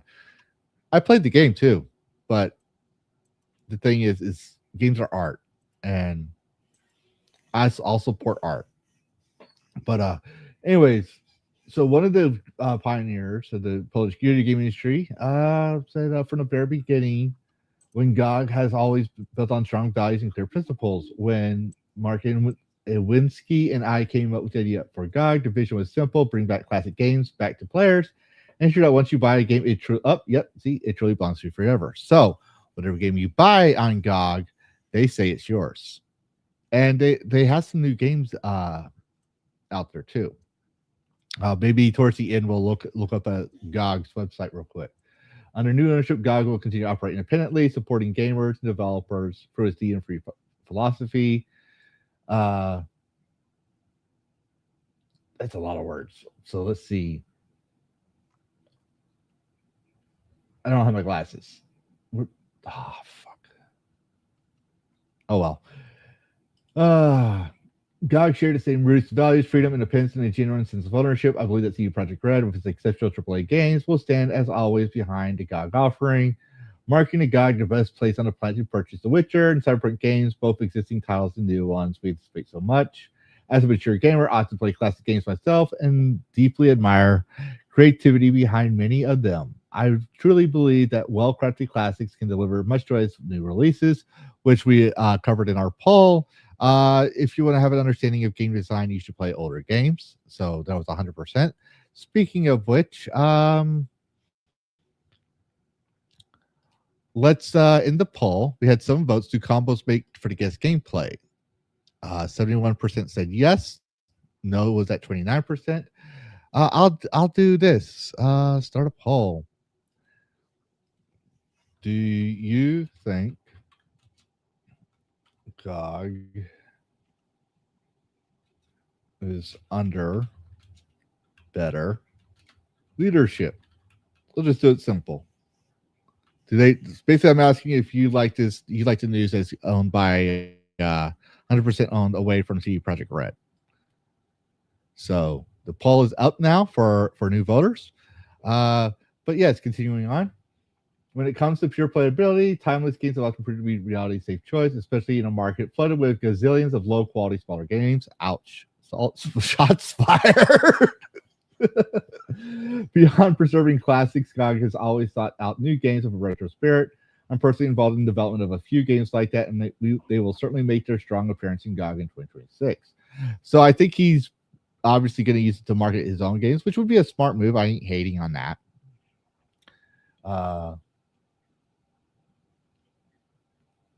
He said that GOG and McCall has a shared games should live forever belief. And markets get more tried, more locked in, and forget classic games at an increasing pace. They're doubling down what only GOG does, reviving classics, keeping them playable on the modern PCs, and helping games find their audience over time. With our focus on an ambitious development roadmap and expanding our franchise with new quality products, we felt this was the right time for this move. For a long time now, GOG has been operating independently. Now it's going into very good hands. We are convinced that with support, one of GOG's co-founders, its future will be full of great projects and successes. So yeah, he purchased 100% of shares in GOG for about 90 million Polish currency, I guess it's supposed to be. I don't know what PLN stands for. The acquisition of GOG is fully financed through committed funding secured at closing and does not involve the sale of any of his shares in CD Projekt Red. Following the sale of GOG, CD Projekt Red and GOG signed a distribution agreement that specifies the terms of future cooperation, including a plan to release CD Projekt Red's upcoming games on GOG. So if you like CD Projekt Red games and you don't want to deal with EULAs, go to GOG. Go to GOG. I'm not saying don't abandon. I'm not saying abandon Steam, but me personally, I'm also going to be looking into GOG as a major focus, I should say. I hope they. I haven't checked it, but I hope they have or will have an achievement system thing that I can display my achievements from the games. That's one thing I love. Sure. Is I haven't looked at it. I've got a GOG account, got several games on GOG, but I've never played them. I've never, Steam has most of what I got. Like I said, buying the game a second time, if they had some kind of system where I could, you already can tie in your Steam account with GOG. You have that option. But if they had the option to, give you the games on GOG, if it's proven that you own them on Steam, then I would do that. Exactly. That's one thing that they should work. I think we talked about before, but that's one thing I think GOG should look into. Is if you own the game on Steam, right, and you have proof of ownership, or you purchase whatever, because Steam says you don't own your games, they should have a way to give you the game anyways. So that way you can buy other games. I'm not sure. It's one of those things that's gonna hurt their business model, because a lot of me, I have over 100 games on Steam, if I remember correctly. I haven't counted all my games, and it would just be nice but also to have my Steam achievements, because I am not going to go and play Dead Rising again for 14 hours straight just for the 7-day Survivor challenge. Ugh. And I still can't believe you did that. And I am such a big Dead Rising fan. I couldn't do it. Didn't have the patience for it. Oh, I did it. Do you guys want to get the GameCube? Oh, I'm thinking about it. Me too. And the most reason is because sometimes it's nice to get up from the desk. And I got this new bed now. I got TV at the end of my bed. I got this new bed now, and it lifts up. The feet lift up. If I want, I could just kick back, relax, and play video games with my feet propped up. The same games I'll be playing on my PC. I have one that I purchased. I just got done paying it off. You know what's the irony of that? I moved 3 times since I bought that bed, and it broke 2 months ago. The thing no longer lifts up. It still vibrates, but I never use the vibrator thing. It just feels weird. But yeah, so now we're going to talk about the biggest conversation ever. As I'm pulling this thing up, what would you say was your best Bond? Like James, who do you think was the best James Bond? I would say Roger Moore. Roger Moore. What about you, Dash? My favorite, I like Pierce Bronson Good call. and Sean Connery. Yes, Sean Connery I like a lot. I like Sean Connery. Pierce Who Brosnan. are you gonna say? Sean Connery? Yes. That was mainly because when my dad let me watch Bond movies with him, the first one he showed me was Sean Connery one. I can't remember which one, but it had an advertisement showing Bing Cosby, one of the singers. I remember that because my mom says, because my mom's like, Bing Cosby, oh, this show is so old. And my dad just looks at her. Because my mom and dad are 10 years apart. No, sorry, 11 years apart. He just looks at her like, I don't need to remember, and I'm getting old. But Sean Connery was my, that movie was not only my introduction to, actually, no. Dragonheart was my introduction to Sean Connery. I was able to see that, but I was not allowed to see James Bond movies until I was in middle school, I think. Middle school or almost high school. But yeah. So this is from the devs for First Light. They said, today we are sharing an update regarding James 007 First Light as we decide to move the game's release by 2 months to 27th of May, 2026. I was actually in a wait and see, but hoping for the game. I like Bond games. And I didn't watch the last Bond movie. I won't lie. I didn't really like, what's his name? Daniel Craig.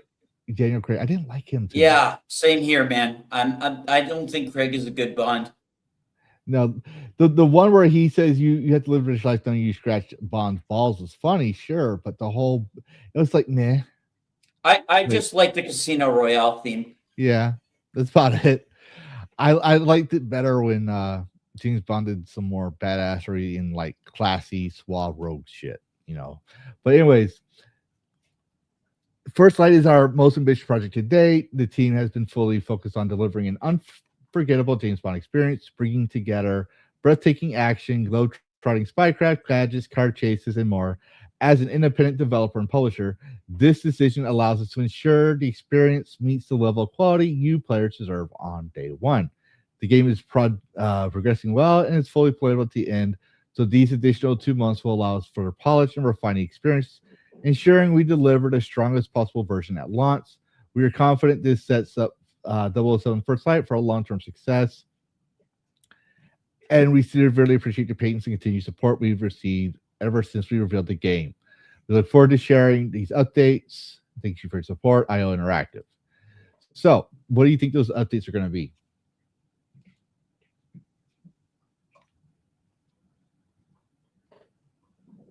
No, all I know is they can promise all the fun car chases and everything like that, but if they emasculate James Bond, there's no point in the game.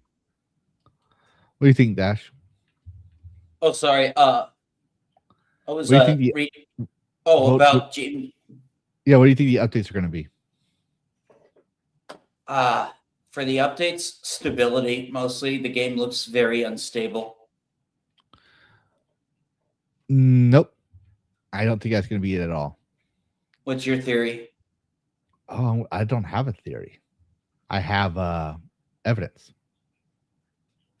But so real quick, Bo says he's got to leave soon. So Bo, before we go, just let me know when you're ready to share your thing, and we'll pop into it. But I'm going to show what I believe is happening. This is from Niche Gamer, Yeah. and it's a Battle of the Hastings for me. If people don't know the Battle of Hastings, when William the Conqueror won his battle, he had a tapestry made that retold the battle. Basically, it was propaganda, rewriting history. And he said God was with him, blah blah blah blah. And England was met with pestilence and famine and a couple of other things. So clearly, God was if you believe in God, cool. If you don't, okay, cool as well. But history records right afterwards, England had a series of pestilence and famine, and William the Conqueror fell in France. So, great story to read up on if you haven't heard. But 007 First Light drops old school Bond for being quote unquote tone deaf as character adapts to modern values. Yep, I covered this story on Old White Road, and it got me to. I'm definitely not getting the game now. Nope. At least not at full price. Like deep discount in like 3 years at most, and that's like if I don't hear anything else like negative about it. Oh no! See, like here's the thing. For me, I have a very nuanced position on these type of things. Yeah. If the game is good and the story actually, the rewrite of the story actually fits the IP better, I'm okay with it. But when they say modern values, 9 times out of 10, it's going to be a Dragon Age to Velgard. Yeah. I don't. The thing is, like, there's been such a cultural war against James Bond for being such a, classical, like, Western icon that, like, I really, like, I was hoping IO was going to give us more of a, like, traditional Bond, an up-and-coming Bond, like, where he'd be even more reckless, be more daring. Womanize even more women. Yeah. And like it looked like that was the direction it was going with, like, they have the one girl who's supposed to be the Bond girl. And the Craig movies, like towards the end, tried to really depart from what made Bond Bond. And they especially tried to disassociate from the gadgets. So I hate like how like this hyper focus on realism kind of like really took stuff away from James Bond. And it was because people thought Die Another Day was too goofy because it really lent into the like spy and gadget stuff to the point where like James Bond is trying to outrun a laser in the Arctic. Yeah. For everyone else, real quick, we had a poll, right? Do combos speak for guys? No, sorry. Do you think GOG is under better leadership? 7 votes said 100% yes. So there's a new vote, and I'm asking everybody, man, woman, sexist, misogynistic, feminist, whoever, to make a vote. Do you think Bond needs to change to reflect a more educated audience? Oh, I accidentally hit yes because I thought it was the other question. Damn. You what? Yeah. Banned. We do not allow wokeism here at all. No, we don't do that. Shame on you, Dash. You just sit there and think about what you did. Emasculating Bond like that. How could you? Gee, you invited the blue-haired guy with his nips out, and you think, Yeah, you know that. See, you can't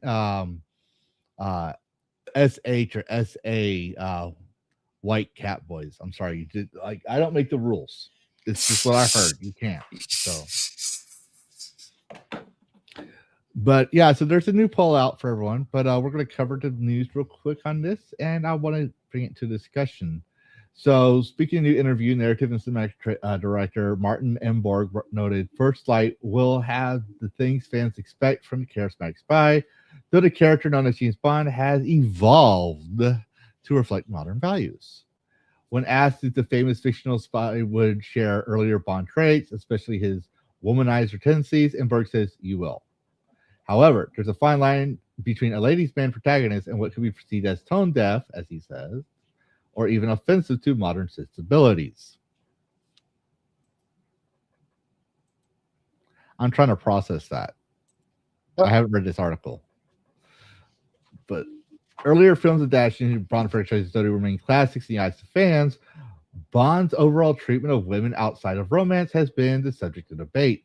Bond's most recent film actor Daniel Craig even said at one point Bond is actually a misogynist. This is coming from one of the worst Bonds. yes, the wokest Bond. The wokest Bond, but also the worst Bond. Even before the woke thing was the thing, he just wasn't that. I'm sorry, he just wasn't that good. I mean, yeah.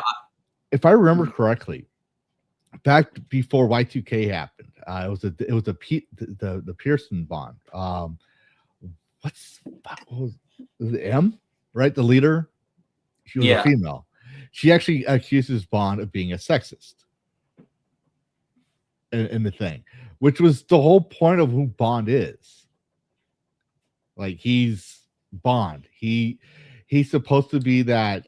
Well, he's supposed to be a heartbreak trope. I don't mind that character calling Bond a sexist because, like, you know, she's kind of like she literally was like a woman in power. That one, but you know what? A believable woman in power. Well, that's the thing. We all accepted it because we know she would say something like that was believable. Like it's completely in character for her. Yeah, you know, she was always chewing out Bond. Mm-hmm. And Sean Connery's Bond. I'm not going to be able to say it on stream, but Octo Lady, we'll just say he's tried, like Sean Connery tries to say it in a straight face, but he always addresses her as Miss, you know what? But that's not his fault that her name was that. Yeah. Also, like I know, like the spa scene from Thunderball was very, very problematic. Well, yeah. But continuing on, as such, IO Interactive is adapting a classic Bond character for a more modern take with what is an origin story of the character. So this isn't just recreating Bond on a new platform. This isn't like a what if alternate. This is literally where they're going to be like, okay, we're going to recreate the origin. We're going to rewrite the history. They can't leave shit alone. They just can't leave it alone. This is Battle of the Hastings, like I said. I mean, I'm a history. We don't need a rewritten character. They lost story. Me. Why can't I get people to call me this? If someone called me that, I will start wearing a tuxedo. I will start saving money to make a VTuber model with a tuxedo. Passordius. That's big words. Big words. Yeah. Big words for yeah.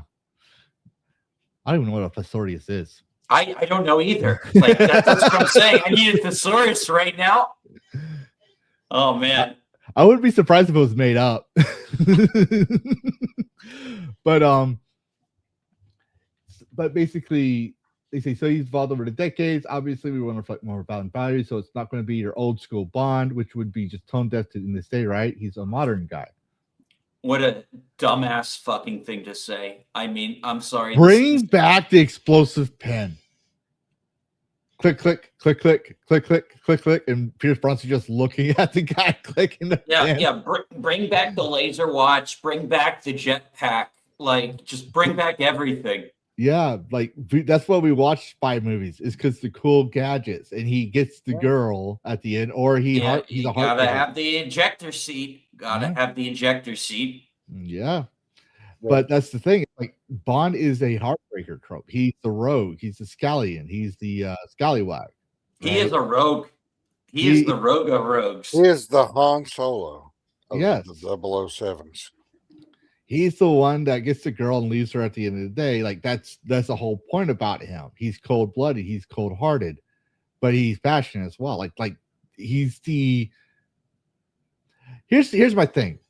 Here I'm just gonna say it. He likes to have a good time. A couple of women watch James Bond movies, okay, and it reminds them of when they saw some jock or some guy that they thought they could change because he's a badass and he's a bad boy, and he just leaves them and with a present 9 months later. You know, how many women do you think fantasized about sleeping with James Bond? A lot. Like, yeah, like, you know, like people say this is a sexist. Like, this is a women's fantasy, dude. To be swept away by some spy. Yeah, it's a male power fantasy. Sure, but it's also a woman's fantasy. Yeah, exactly. It's a woman. He's the knight in shining armor come to knight in shining armor, but yeah, definitely. He's the guy that like he sees the good in women as well. Like that's his thing. Like he almost sometimes to his detriment. Like, you know, like how many times have women like tried to kill him? Exactly. Or like in Batman, right? In the Batman movies, every woman he meets in a Batman movie, Bruce Wayne, he's like, "Do you know my secret identity? I'm Batman." Like to every woman. Like as much as I love Batman, that's his weakness in the movies, is every woman gets to know he's Batman. Yeah. Yeah, let's see. Rachel. I'm surprised Harley doesn't know. Or Poison Ivy. But IO Interactive gained world success with their Hitman series. I haven't played the latest. I remember seeing something about like Hitman versus Eminem, and I was like, yeah, no. Well, the thing is, they've had celebrity targets. There was a mission where you could actually kill Sean Bean. Oh, really? Yeah, they brought Sean Bean in as a target, you know, kind of as part of a joke. You know, Sean, you know, like the most killed off actor in. Yeah, he didn't he play in the Pierce Brosnan movie I was mentioning earlier with the pen? Yeah, he was in GoldenEye. He was the villain in GoldenEye, and he dies in that, of course. Yeah, obviously he dies in everything. They're applying their know-how to the Bond franchise, which draws a stealth focus in Hitman for a more blockbuster action approach to the series is known for. But while Bond didn't have a lot of explosions, didn't he have a lot of stealth in his? If I remember correctly, like it's been a while since I played GoldenEye, but I remember in the movies he had to do some espionage and stealth, not just go around driving a tank through Russia, for example. But a team behind this episode First Light remains focused on still presenting Bond as the iconic character. How are you going to do that if you take the core thing he is, the core thing that makes him iconic? How are you going to make him iconic if you take away what makes him iconic? You get the coolest secret agent in the world. I mean, that's the short pitch, right? This guy has no idea what he's doing. I'm just going to say it right now. I went from wait and see, and I'm hoping it'd be good, and I should never have done that. I should never have expected people in these AAA companies, these corporations, to respect what makes games great. I should never have done that. They own the franchise. They get to rewrite history as they see fit. But yeah, what do I know? So yeah. Did you have your thing? No, I didn't have a game. Most of the time I just go off my wish list. That's what I've been going, and I've been through everything on my wish list, and I just completely forgot to try and find something tonight to look for it. So I got to find something else to put on my wish list. So, No worries. Yeah, no recommended game this week. I did end up buying Starborn, both of them. I mean, you could get at the time you can get them both for $12. I think Oh, they're really? still on sale. Yeah, both of them. And I started Starborn 1. And it was pretty cool for being a few years old. And then I was starting Starborn 2. I hadn't gotten into it much, but just the first 10 minutes of about both of them, and it's pretty cool. That was the game I did last week, Starborn. Yeah, and the bundle may still be on sale. You get both games for like $12. Mm, It's a single indie developer that did them. nice. So, are you going to be here next week with Sandy Peterson and finally be for Should one? be. The only thing is, it's possible I may not be because the holidays are over. Basketball season will be getting in full swing for both the college and the high school around here.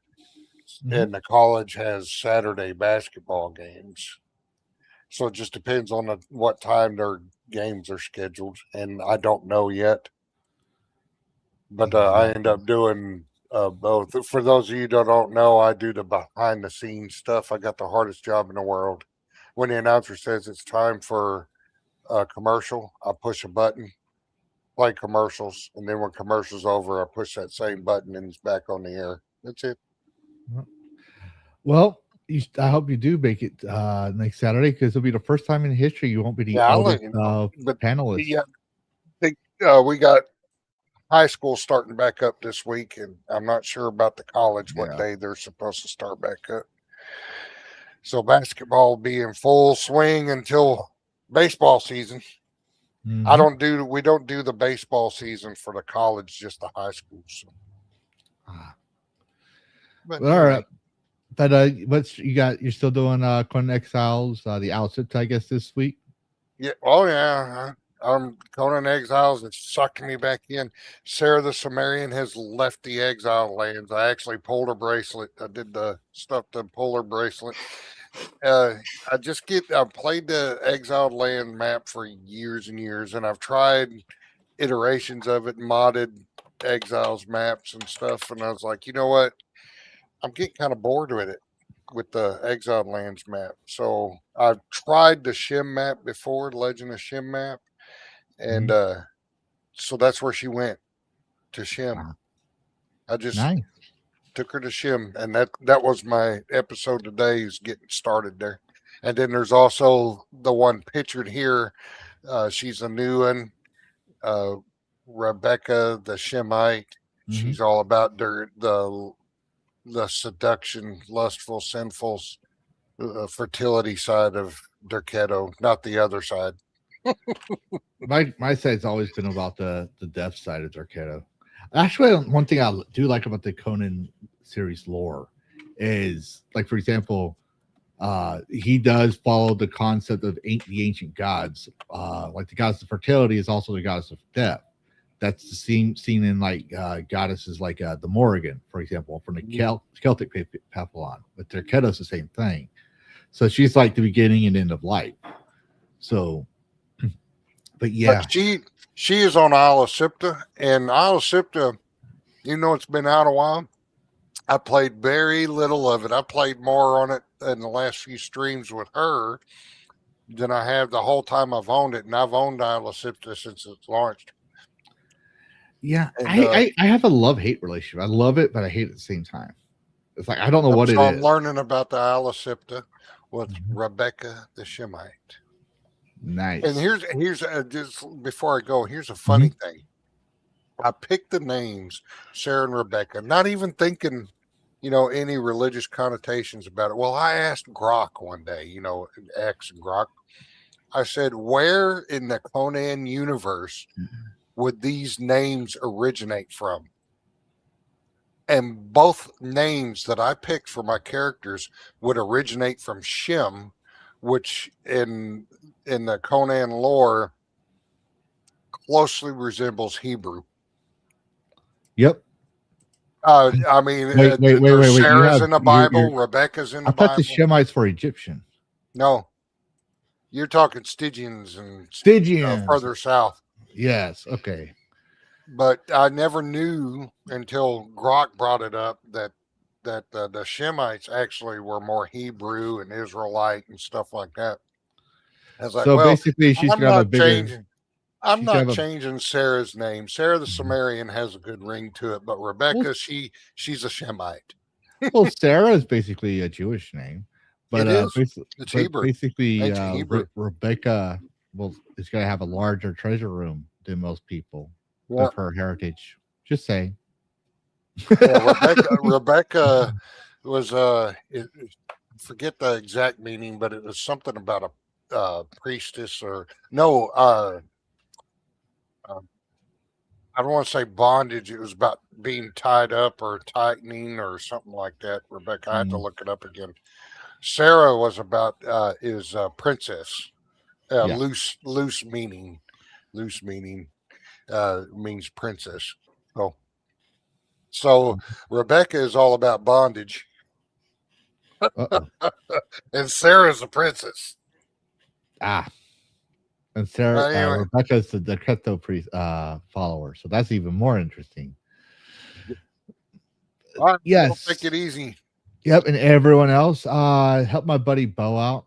He's needing help. He's got the followers, but you can still follow him anyways. But he needs the view hours to get monetized. So if you could watch some of his streams, even if you just put it as a background, that would help him out a lot. I've tried helping him out. I'm only one dragon, and I'm also trying to support everyone else. I think we all are, but help my buddy Bo out. He could use the help. Go watch some of his content. I even stop by and watch some of Dash Attack stuff when I can, even though most of the games he plays aren't really not interested in. I still like going in and saying, "What's up?" Hey, thanks, man. I like to make cat jokes. Giving him a like. Because some of those games he plays are just goofy to me, but I play a lot of Japanese type of games. That's the beauty about gaming. You play what you like. Yep. Exactly. All right, Bo. Well, all right, take it easy. Hopefully, see you tomorrow. Take it easy. Yeah, take care, man. Happy gaming, dude. Now, finally, we got the old people out of here. Oh my God, it was just crimping our style. Just kidding. But that was VetGamerBoceifus, everybody. He great, like I said, great content. Big Conan fan. If you ever had questions about Conan, definitely the guy to ask. Like my knowledge is limited. This dude is like a Warhammer dude when it comes to Conan. He will spurg out on Conan if you let him. He will. There's just no escaping it. But yes, back to 007. I'm just not excited for this game anymore. Calling the old Bond tone deaf, and they're gonna rewrite them. Part of the thing is, I partially don't think it's just politics. I do think it's part of the thing, the whole modern audience bullshit, modernizing games they're trying to get more people into the game. Like when we see modern audience, we're thinking the woke stuff. Yep, absolutely. Like I hate when they try and like reform franchises and try and like make them pure for the casual modern audience. Yeah. And that's the thing. When they say modern audience, they're saying we don't want a niche gamer anymore. We want to make this accessible for everyone, which makes mass appeal slop. Yeah, that's the thing. It's like they if there was a AAA designer right now, an executive right now watching this stream, I'm going to give you an advice. Go order from Walmart, because you probably your clothes are probably more expensive than a weekly paycheck from a Walmart employee. Go on Walmart.com, buy yourself some clothes from Walmart, put on said clothes, walk around Walmart, walk around the common folk. Seriously, just do that. And you'll see that we don't care about multiple genders, and we'll if you go around fandoms and everything else, you'll find out even people who aren't big fans. Like I like my 007 movies, but I'm not like a huge fan. I don't know every single Bond movie, every single Bond book, every single Bond game. But I like the concept, the idea of James Bond being this rogue heartbreaker dude. Like, I like that. I like the cool gadget spice. If you go talk to normal people, they're not going to believe in 5 million genders. They're not going to believe in everything is sexist, misogynistic. They're going to be like, to quote, what's his name from Hercules? I just pulled a brain fart on his name. He's Phil? a guy. That guy, the villain. Hades. Hades, thank you. See, I should know this. I'm just fucking brain dead right now. But yes, Hades. It says he's a guy. Like, every guy's gonna say stuff like that. Online, we can't. Clearly, we clearly can't anymore. It used to be funny. In the 90s, we went to the internet to escape reality. Now we go to reality to escape the internet. That's that's the thing. Reality. The real thing is, like, no one gives a shit about what some purple-haired Karen believes because she can't get a boyfriend because she's too fat or she's too mean and now I'm not talking like bully me. I'm just talking like mean-spirited, complaining buzzkill. Man-hating, like... Not even just man-hating, just like drama queen. Everybody hates me. Would you love me if I was a butterfly? No, I don't like you as a human. I'm sorry, but you're just like, you're a drag. No one's going to want to be like that. Like, just cater to you. Have your target audience. You got people that like first-person shooters as the FPS. You got people that like their stealth mechanics, and then you're gonna have James Bond type fans. So you got a wide range as it is, and you got people that just play because it's James Bond. You don't need to change things. You really don't. If you're failing, then you need to look at your employees and figure out who's being creative and who's not, who's talking more and bitching about politics, and who's actually passionate about working at your company. The ones that are doing more talking and causing you headaches are probably the ones not making you money. I'm sorry. That's just the nature of the beast. And I'm tired of all this rewriting. I'm really tired of it. But as we can see, that's just how things are going these days. I forgot to point out is that Dungeons and Dragons Online, which I show right here in the corner. Yeah. It's also owned by Embracer Group, and that's also one of the game franchise game titles being sold. Interesting. Yes. Not Hasbro owns the actual franchise. Yeah, people that make the online but game. yeah, no, the online game, yeah. Yeah. But Dash is a gamer. I thought there was going to be a bigger topic to discuss. I'm actually surprised we. The Bond thing? Yeah. I still think it's big. It's actually the biggest thing because it got me to not buy the game. I was going to get the game. Like, people were talking about ugly NPCs, and that wasn't bothering me at all. Mm-hmm. Because people were just cherry picking some NPCs.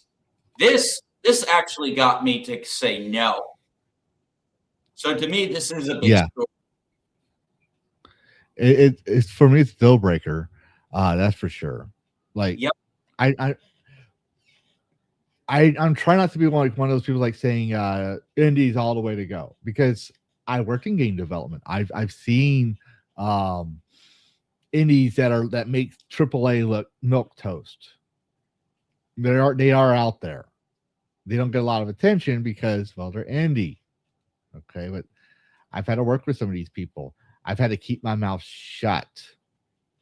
And when people say, my problem is when people say something that's not true or it's only partial true, even amongst my friends, I'm always the one that says, actually, no, here's the truth. No, like, if there's a good AAA game, I'll get it.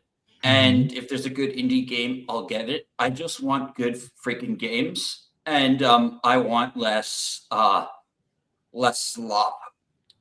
Yep. Like, go ahead. I'm probably going to get Resident Evil 9.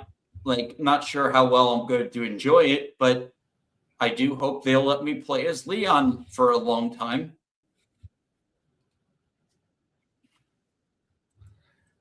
Leon from Words of Paradise is going to be in the game? Yes. That would actually be hilarious. Mm-hmm. I'm kidding, but that would actually be hilarious. But anyways, so I put the bond is the last part, and we're not even 3 hours into the show. Part of it is because Karrus also adds stuff to say too, which still is good. He can't join us though, which sucks to be him. But I figured you covered more about it than I have. I hadn't watched any videos lately on it. I just read it, did my thoughts on it, and I was like, But yeah, more rewriting of characters. But I'm going to say with AAA, take it with a grain of salt. AA is rising. There's lots of new games coming out that look fun and interesting. It's just like the song I made for everyone that I couldn't finish the video on, and I'm just not going to do it now because it's kind of defeats the purpose. Rome burning. It's the empires are burning, the old empires are falling, and new empires are rising. I don't think Xbox is going to last. Yeah. That's the gold move, and that's their choice to make. They never said female executives are good at marketing. I mean, look at Budweiser. Look what happened to them. Look what happened to a lot of these things. The only thing that seems to be too big to fail is Amazon. But eventually, they're gonna have to. Eventually, they're gonna have to do something because they'll have competition or someone. They're gonna do something to piss off gamers or not gamers, their customers, and their customers will find someone that will offer what they want, and then Amazon's gonna have problems. Right now, Amazon's delivery service is funding his entire empire.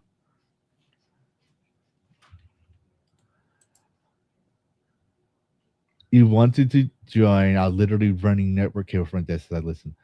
Oh, boo, fucking who? I'm running off Wi-Fi. I'm just giving you shit, Karrus. I know you would have joined.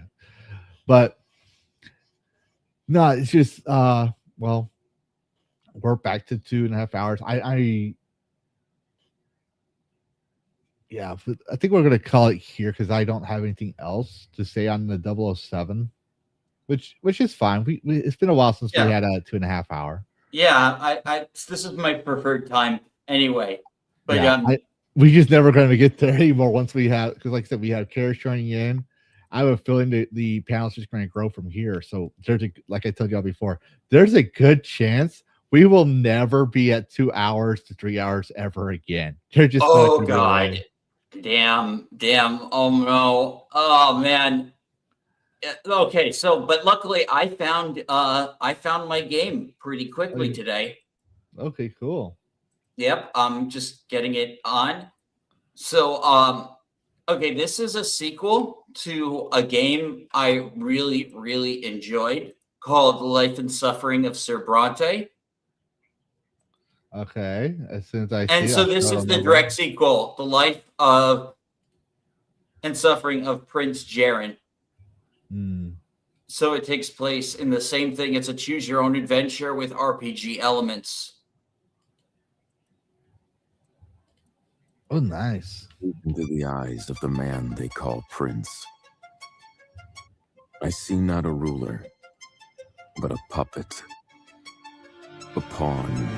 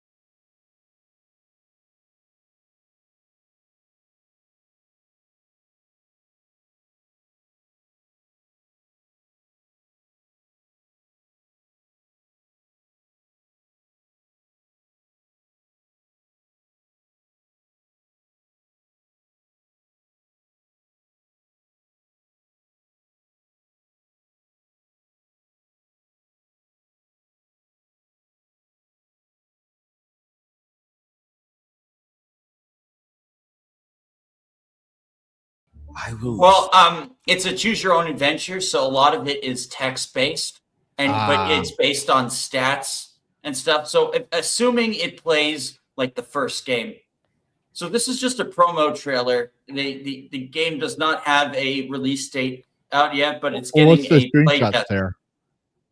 Oh, yeah, there's the gameplay.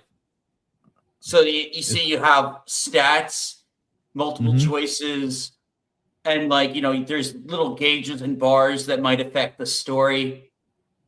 And everyone in this world has 3 lives. You die permanently on the 3rd death. Oh, so it's a permadeath. Yay. But no, everyone in this world gets 3 lives. How's the yellow paint? There is no yellow paint. Oh, So so like, if you really you gotta use your brain. yeah. Yeah, I so don't think like any, it's based on this game, which is on sale right God. now. Phenomenal written game, not woke.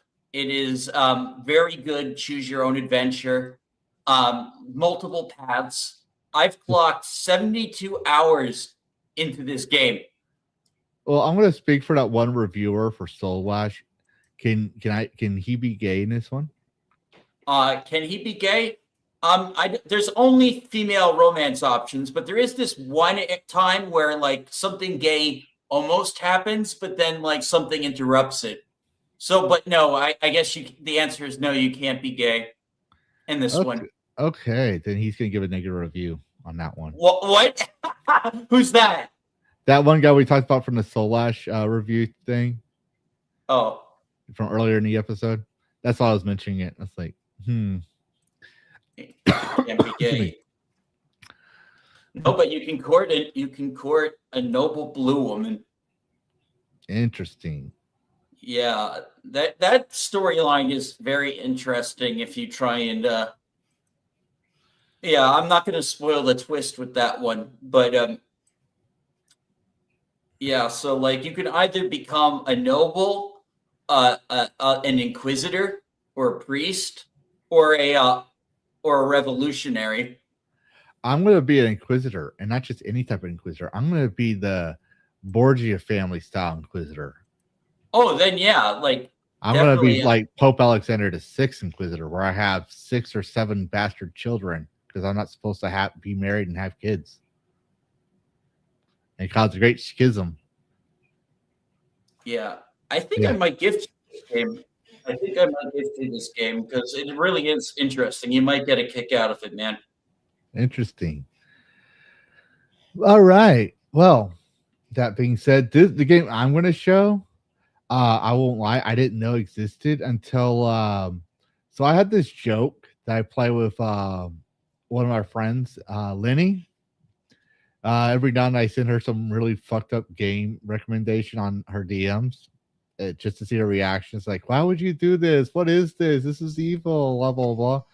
And I said, okay, fine. I will send you a game you would like. And actually, I never heard of this game. But apparently, you've never heard of Stray? Never heard of Stray until a couple of days ago. Yeah, it made some waves when it first came out. Yeah, I did not know, but to be fair, January 2022, I was not online frequently much. Yeah. To be fair. I was like even in the freelance thing, no one talked about. Yeah, so it's a cyberpunk game, but you play as a cat. Let me announce my game I find interesting. Okay. Yes, you play as a cat. So that's what I found interesting. I said there, it's like, here you go, you like cats, so I've never seen a game like this before where you portray yourself as a cat. Now I've mentioned before about like anime, like there are animes about like board games, card games, basketball games. Like the Japanese have really interesting creativity. And I've mentioned before, I would bitch in the past, like there's not many creativity games like this. And then I saw this, like you're literally a cat. Like what the fuck? Like that's something new to me. You're not an anthropomorphic cat. You're not bipedal. You're just literally a cat. And I thought it was kind of interesting. Let's see if we can skip through this. But it's the same thing. But yeah, you pick up objects, you go through, interact with things. It's third-person mechanics, basically, but you're a cat. I don't know if I can say that enough. Like that's, I haven't decided if I would play this game. I haven't decided, but the fact you can scratch a couch, you can do cat things and be a Yep. a player. Scratching. That's Yeah. the new pet the dog, scratching the couch. Yep. I don't care. I get to be a cat. Like that sounds like I'm not a cat person per se, even though my son is a cat. It's just I don't know how to explain how I find this interesting. It actually intrigues me. It's not my type of gameplay, but intrigues me enough to give it a shot. And the reviews are just like it says here, overwhelmingly positive. I read a lot of reviews. People are saying they like the game. I didn't know people knew about this game, but it did fairly well. Like I even saw it was on the Switch marketplace. Switched. And it's for sale for $17, and you can get the whole set with the the soundtrack, which I don't do that too much. See, when I get goodies like that, like soundtracks, I don't want the digital version. I want the physical edition. I want to see the cover art. I want to see the art book. I want to see the art for the art book and all that stuff. That's what I want. I want something tangible. I'm not going to listen to this on Steam. I have like 15 soundtrack files that I don't listen to. But yeah, it's got, you feel like achievement system's got that in there. And I'm just double checking, but yeah, it doesn't even have a end user license agreement. So I'm going to assume that when you buy it, you own it. So I thought it was pretty cool. But yeah, that's yeah, see, Karrus knows. Jay is fucking awesome. Because I saw he has the game. Because he's a friend of mine. But other than that, exactly. But the thing I like about it is that's blowing my mind. Even though I shared this with Lenny, is that you're a fucking cat. Like that's, I'm still, my mind's still blown over that. That's to me, that's impressive. That's pretty neat. It intrigues me enough to give it a shot. But that being said, we're going to cut it early today. I think part of the reason is we don't have the full crew, and it was a slow week. I had to make some news or find some news. I'm not going to say make news because that sounds horrible, but find some news up to cover. And I was mostly focused on New Year's. Shooting off fireworks and cleaning up the fireworks mess and working with Sandy Peterson for next week. Yes, again, I'm going to mention again, Sandy Peterson, who worked on Doom, Quake, a lot of old games, as well as the founder of Sandy Peterson Games, who created Call of Cthulhu TTRPG, will be joining us next week. And I'm excited for that because one of my favorite games for the PC that I got was Age of Empires and Age of Empires 2. And I want to ask him questions like, what's the deal with the sports car? And yeah, I'm looking forward. I'm looking forward to meeting him. You know, nice like talking to someone who's actually worked on like really famous games. Yep. And if you want to ask him a question, that's the best place to do so here is next weekend. All I ask is that you share, and I'll be making the thumbnail and stuff tonight. But I ask that you share that out, the news out, and let people know. Also, I will be opening, not just you, I'm just talking to the audience too, but for everyone else who got a gifted sub, I will be opening up an invite to the server. So that will be a thing for members only. I'm going to start doing that now just because. Well, as much as I try to stay out of the Smash JT thing, he did have me help him build his server during the whole Alyssa Mercante thing going on, in which I couldn't do much because he didn't give me access to one thing that I needed to finish it. And I just gave up asking after a while and left. This is right before the Kara Nova thing picked off. So all my memberships, invites and stuff are now going to be privatized. And for memberships for a time being, until I'm sure 100% sure that his this thing, and I wish him well on, is not going to affect my channel because I'm a small channel and I don't have no filter. So expect a Discord link in the community post. But Dash, what you got going on this week? All right, so I want to do a Stranger Things panel with Karrus tomorrow at 8 o'clock Eastern Standard Time. I'm hoping we can do it. If not, I'll just go live and rant about the show myself. I wanted to get maybe a bigger panel for it, but you know, it was kind of hard to do last minute, and I'm pretty sure like the topic's going to lose relevance probably within the next couple of weeks. Yeah. So I definitely want to talk about the series and the finale, you know, while it's still fresh in people's minds, because I was a big fan of this show. Yeah. I would join you, but I haven't watched past season 3, I think. Yeah, season 3 was when like the weaknesses. 4 made a tremendous comeback, and then like 5 is just a little underwhelming. I don't particularly hate it. I don't think it's objectively as bad as season 3, but like, you know, there definitely is like issues with season 5, but 4 is phenomenal. Can't recommend that season enough. I just haven't. It's not that if it was too weak for me to watch or anything. I just haven't had time to watch a lot of TV lately. Yeah. So even when I watch anime, like I'll watch my anime on my phone when I go to sleep after my streams and stuff, and I just fall asleep to them because I'm done for the day.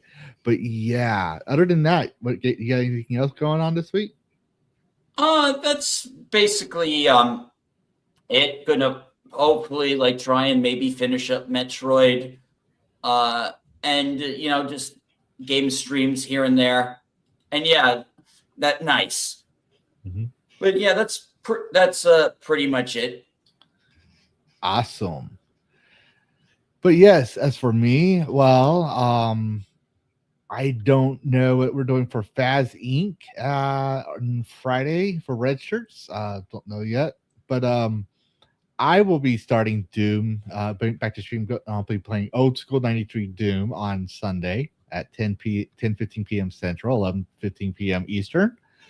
And I've never played Doom. I've never played it, so it's my first playthrough. I've always wanted to play it, never could. Got the game a while back, and well, I'm going to play it. So if you want to see a fresh reaction to the game, who's never played it, only heard of it, only seen clips of it, yeah, stop by. That being said, like I said, Sandy Peterson is coming by, and I should be done with my moral panics video series. Like I'm trying to get through all 3 videos the first 3 videos up and running before I cover like the D&D panic and stuff in history. So that will be a thing hopefully coming up soon. And yeah, special shout out to Karrus. Thank you for the $20. And Dash, thank you for coming by as well.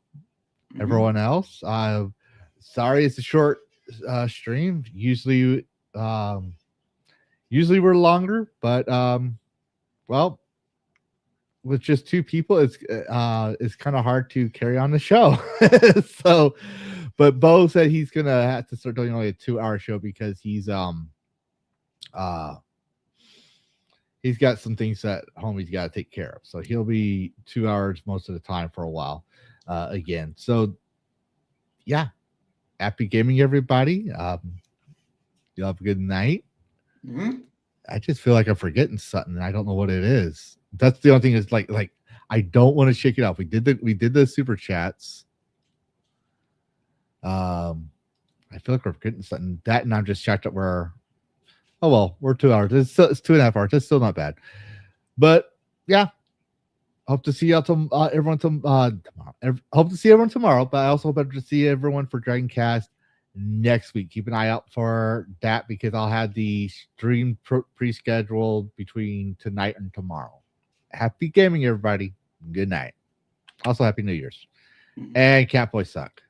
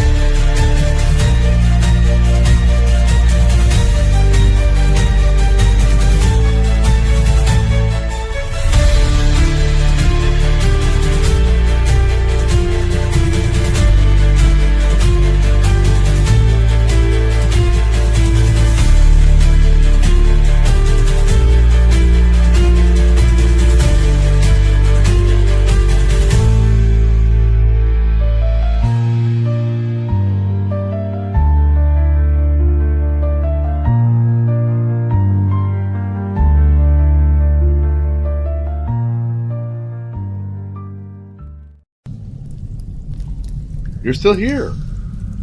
What? You thought there'd be a post-credit scene or something? This isn't a Disney movie. Show's over. Go get some sleep. Play a video game. Watch another YouTube video. I gotta take care of the Dragon Wing and possibly get some sleep myself. Goodbye all, and thanks for watching. And happy gaming.